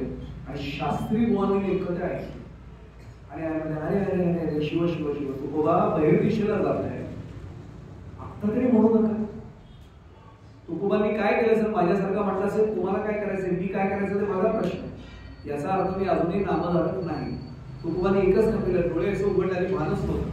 पाणी असं हातात कधी घेतलं जायचं होतं त्याला, तरी सुद्धा असं पाया शिंपटाचा गडवा बाजूला ठेवला आणि शेतामध्ये साष्टांग दंडवत शास्त्री बोलणार. आपल्या कपड्याला खाली माती लागेल खालची शेतात त्याची पर्वा नाही केली. मी पुढे जाण्यापूर्वी सांगू आपल्याला, खूप अधिकारी श्रोते आपण आहात. दुसऱ्याला नमन करताना नमस्कार करताना खालची माती अंगाला लागेल कपड्याला लागेल याचा विचार करतो. त्याच्या सोन्यासारख्या आयुष्याची माती होती. पण या मातीची पर्वा न करता जो नमस्कार समोरच्याला करतो ना त्याच्या मातीसारख्या आयुष्याचंही सोडतो. आता लक्षात येईल मला नेमकं काय म्हणायचं. साष्टांग दंडवत करतं आणि सांगितलं शास्त्री बुवा क्षमा करा, आपलं ज्ञान मोठं पण मी तरी काय करू. अहो नाम बंद करा आता जाताना, घरी गेल्यावर घ्या, गोळ केल्यावर घ्या. शास्त्री बुवांना एवढंच तरी उत्तर दिलं. शास्त्री बुवा जीभ धरून ठेवते बघा आणि तरी नाम घेतो. ते म्हणजे काय करू म्हणते ते तुकोबांचा अभंग आपल्याला प्रमाण माहितीये. माझी मज झाली अनावर वाचा छंद या नामाचा घेतला. मी आता पुढे जाऊन सांगतो. मी आजच्या भागाच्या साध्याकडे हळूहळू चाललोय म्हणून. सुरुवातीच्या टप्प्यात मी नाम घेतोय, अगदी साधा टप्पा आहे, कल्पना आहे आपल्याला, मी नाम घेतोय. दुसरा टप्पा असा आला पाहिजे की नाम मला घेतोय. मी पुढे जाण्यापूर्वी सांगतो. राम गणेश गडकरी आपल्या सर्वांना माहिती आहे, नाटककार होते. त्यावेळी त्यांनी व्यसनाधीनता संपवण्यासाठीचा संदेश देण्यासाठी एकच प्याला नावाचं नाटक लिहिलं होतं. आपल्या सर्वांनी ते जुन्याच्या पाहिलं सुद्धा असेल. या एकच प्यालामध्ये सुधाकर तो नायक जो दाखवला तो वकील आहे आणि रामलाला त्याचा मेवणा दाखवला. शेवटचा टप्पा असतो आणि सुधाकर आता मृत्यूशय्येवर असतो. वैद्य येऊन तपासून वगैरे जातात, सगळ्यांना माहिती तो प्रकार. रामलाला सिंधूचा भाऊ म्हणजे सख्खा मेवणा हात जोडून त्यांना सांगते सुधाकर आता तरी माझा ऐका, सुधाकर आता तरी दारू सोडा. त्यांनी उत्तर दिलेलं ना ते दारूच्या संदर्भात आहे, पण मी ते नामाच्या संदर्भात वापरतो. काय म्हटले श्री सुधाकर रामगणेश गडकरी त्याच्या मुखात. रामलाल दारू पिणाऱ्या माणसाच्या आयुष्यात 3 टप्पे आहेत. तुम्हाला आणि आम्हाला कधी आयुष्यात समजण्याने सोडून द्या, पण रामगणेश गडकरीचं वाक्य नामाला जोडूया. 3 टप्पे येतात. पहिल्या टप्प्यात माणूस दारू सोडतच नाही, त्याला दारू प्यावीशीच पडते. हळूहळू इतके दिवस जातात की दुसरा टप्पा येतो, दारू माणसाला सोडत येते, त्याला बोलून घेऊन जाते. आणि तिसरा टप्पा येतो, दोघे एकमेकांशिवाय राहू शकत नाही. माझा तिसरा टप्पा. आता लक्षात येईल मला काय म्हणायचं ते. पहिल्या टप्प्यात आपण नावाला सोडायचं. दारू पिणारा माणूस मी तर नेहमी गमतीत सांगतो, काय जगाची रीत माहित नाही. आपल्याला दूध वाल्याला दूध घरी आणून द्यावं लागतं आणि त्याला दारू प्यायची त्याला तिकडे जाऊन प्यावीशी वाटते, त्याला घरी नाही लागत. पण दूध मात्र पौष्टिक असून आपल्याला घरी कोणतरी आणून द्यावं लागतं. हल्ली बदलला काळ सोडून द्या, आपण डेअरीत जातो ती पिशवी आणतो वगैरे सोडून द्या. पण पूर्वी उकाडे असायचे, घरी दूध वाटायला लागायचं. त्यामुळे चांगली गोष्ट ही वाटावी लागते म्हणून संतांना यावं लागलं. आणि त्याही पलीकडे जाऊन सांगू, तुकोबांनी स्वतःच्या अभंगाचा अनुभव सांगितलाय. देवघ्या कोणी देवघ्या कोणी असे संत आमच्याकडे आले. नाम घ्या कोणी नाम घ्या कोणी महाराजांनी आम्हाला सांगितले. आणि देवाला लगे तुकोबांना भेटले, तसेही महाराजांना अनेक जण भेटले. आपण भाग्यवान म्हणून चरणाशी होतो. पहिला टप्पा असा होता की नाम आपण अट्टहासाने घेतलं पाहिजे. घेईन मी, कदाचित नाही एकाग्रता होणार, कदाचित नाही होणार. मी आज त्याच्यावर बोलत नाही, उद्या त्याच्यावरही बोलू आपण. की हा अनेकांना समस्येचा भाग वाटतो की नामसाधनेला बसतोय पण एकाग्रता होत नाही. पण उद्या त्याचं चिंतन करू, आज वेळ नाही होणार. पहिला टप्पा आला पाहिजे, आपण नामाला सोडायचं नाही, आपण नाम घेत राहायचं. दुसरा टप्पा आला पाहिजे, नामाने आपल्याला सोडलं नाही, म्हणजे मी स्पष्ट सांगू, कुठेही बसू, गाडीत असो, आपण प्रवासात असो, कामावर असो. आता काही जण म्हणतील आज वेळेमध्ये त्याच्यात शिरत नाही, असं कुठलंही काम करत असताना नाम होतं. ज्यांनी ज्यांनी अनुभव घेतलेले ते अनेक अधिकारी आहेत, त्यांना विचारा, होतं. बोलत आपण असलो तरी सुद्धा आतमध्ये अखंड श्रीराम जयराम जय जयराम सुरू होतं. आणि मी खरं सांगू, महाराजांकडे पुण्यतिथी उत्सवाचा पहिला दिवस आपला आहे. मी तर आपला प्रतिनिधी म्हणून महाराजांना सांगतो, आम्हाला ही अनुभूती द्या. आम्ही कुठल्याही क्षेत्रात असो, काहीही करत असो, इथे अखंड अनुसंधान टिकून राहतो, बस बाकी काही मागायचं नाही. पण ही अनुभूती आली पाहिजे. आणि तिसरा टप्पा येतो तो नामसमाधीचा आहे. दोघे एकमेकांशिवाय राहू शकत नाही. ना नाम नामधारकाला सोडत, ना नामधारक नामाला सोडत. या टप्प्यापर्यंत जाणं, याला म्हणायचे खरं तर नामसाधन. आणि या इथपर्यंत महत्वाचा भाग आहे की महाराजांचं एक वाक्य मला सांगायचंय, जेव्हा आपल्याला लक्षात येईल. महाराजांनी इतकं छान उत्तर दिले मला. संगतीकडे जाताना महाराजांचं उदाहरण मुद्दाम मांडायचं नामसाधनेच्या संदर्भात, की भगवंत अनंत आहे. आणि खरी गोष्ट आहे, त्याला आदी आणि अनंत आहे, अनादी अनंत. म्हणजे ओम नमोजी अध्याय ओवीचं चिंतन ऐकलं की लक्षात येतं. महाराजांनी असं म्हटलंय की भगवंत अनंत आहे आणि त्याचं नामही अनंत आहे. आता आपल्या सगळ्यांना अनंत हा शब्द कळतो, पण ज्यांना कळत आहे त्यांना आम्ही विद्यार्थी असतील समोर सांगतो. इन्फायनाइट व इन्फिनिटी संकल्पना मॅथ्स मध्ये माहिती म्हणतात. तो अनंत आहे, त्याला शेवट कसा असेल. पण तो जर अनंत आहे तर त्याचं नामही अनंत आहे. नाम घेणारा सुरुवातीला कसा आहे, तो शांत आहे. त्याला वाटतं हा देह गेला मी गेलो, त्यामुळे तो स अंत. आपल्याला मला काय म्हणायचं लक्षात आलं तर महाराज म्हणायचे नाम घेणारा आज सांगतोय. हे पुन्हा सांगतो, हजर माझं वाक्य नाही, महाराजांचं उदाहरण आहे. नाम घेणारा आज सांगतोय, पण नाम घेता घेता तो अनंत होतो. आणि मग त्याची त्या अनंताशीच समरसता होते. ते नामसाधनेचं महात्म्य किंवा सामर्थ्य. आणि मग महाराजांचं शेवटचं वचन त्या बाबतीत सांगतो, आपण आहोत तोपर्यंत त्याचं नाव घेतच राहावं. काय महाराजांनी आग्रह धरला असेल विचार करा. आपण आहोत याचा अर्थ मी आहे याची जाणीव मला होते तोपर्यंत त्याचं नाव घेतच राहावं. नामात इंद्रियांना निजवावं. काय महाराजांनी एक गोड भाषेत सांगितलं, नामात इंद्रियांना निजवावं म्हणजे देहाला विसरावं. हे मी पुन्हा सांगतोय, मी सांगतोय याचा अर्थ मी देहाला विसरलोय असा अजिबात गैरसमज करून घेऊ नका. महाराजांनी आम्हाला काय आग्रह केलाय ते सांगतो, तिथे पोचायचंय आपल्याला. देहाला विसरावं, भगवंतानं बोलावलं. महाराजांचं वाक्य पुन्हा सांगतो आणि पुण्यतिथी उत्सवात सांगतोय, भगवंतानं बोलावलं की मागे मुळीच न पाहता आनंदाने त्याच्याबरोबर पुढे चालत जा. नाम हेच सत्य, नाम हेच चांगले, नाम हेच योग्य, नाम हेच हित, नाम हेच न्याय आणि हेच सर्व गुणांचं भांडार आहे. आणि नाम हेच आपल्यासाठी धन आहे. ते मानून पुढे चला म्हणून महाराजांनी पहिल्या चरणात जे म्हटले की नामाविण हित मानू नका. त्याचा खरा अर्थ आपल्याला इथे लक्षात येईल की आजवरही तुम्हाला सांगितले माता, आजवर मी जे सगळं सांगितलंय ते परत एकदा शेवटचं सांगतोय की नामाविण हित मानू नका. नामाविना हित तुम्ही मानू नका हे आग्रह महाराजांनी केलाय.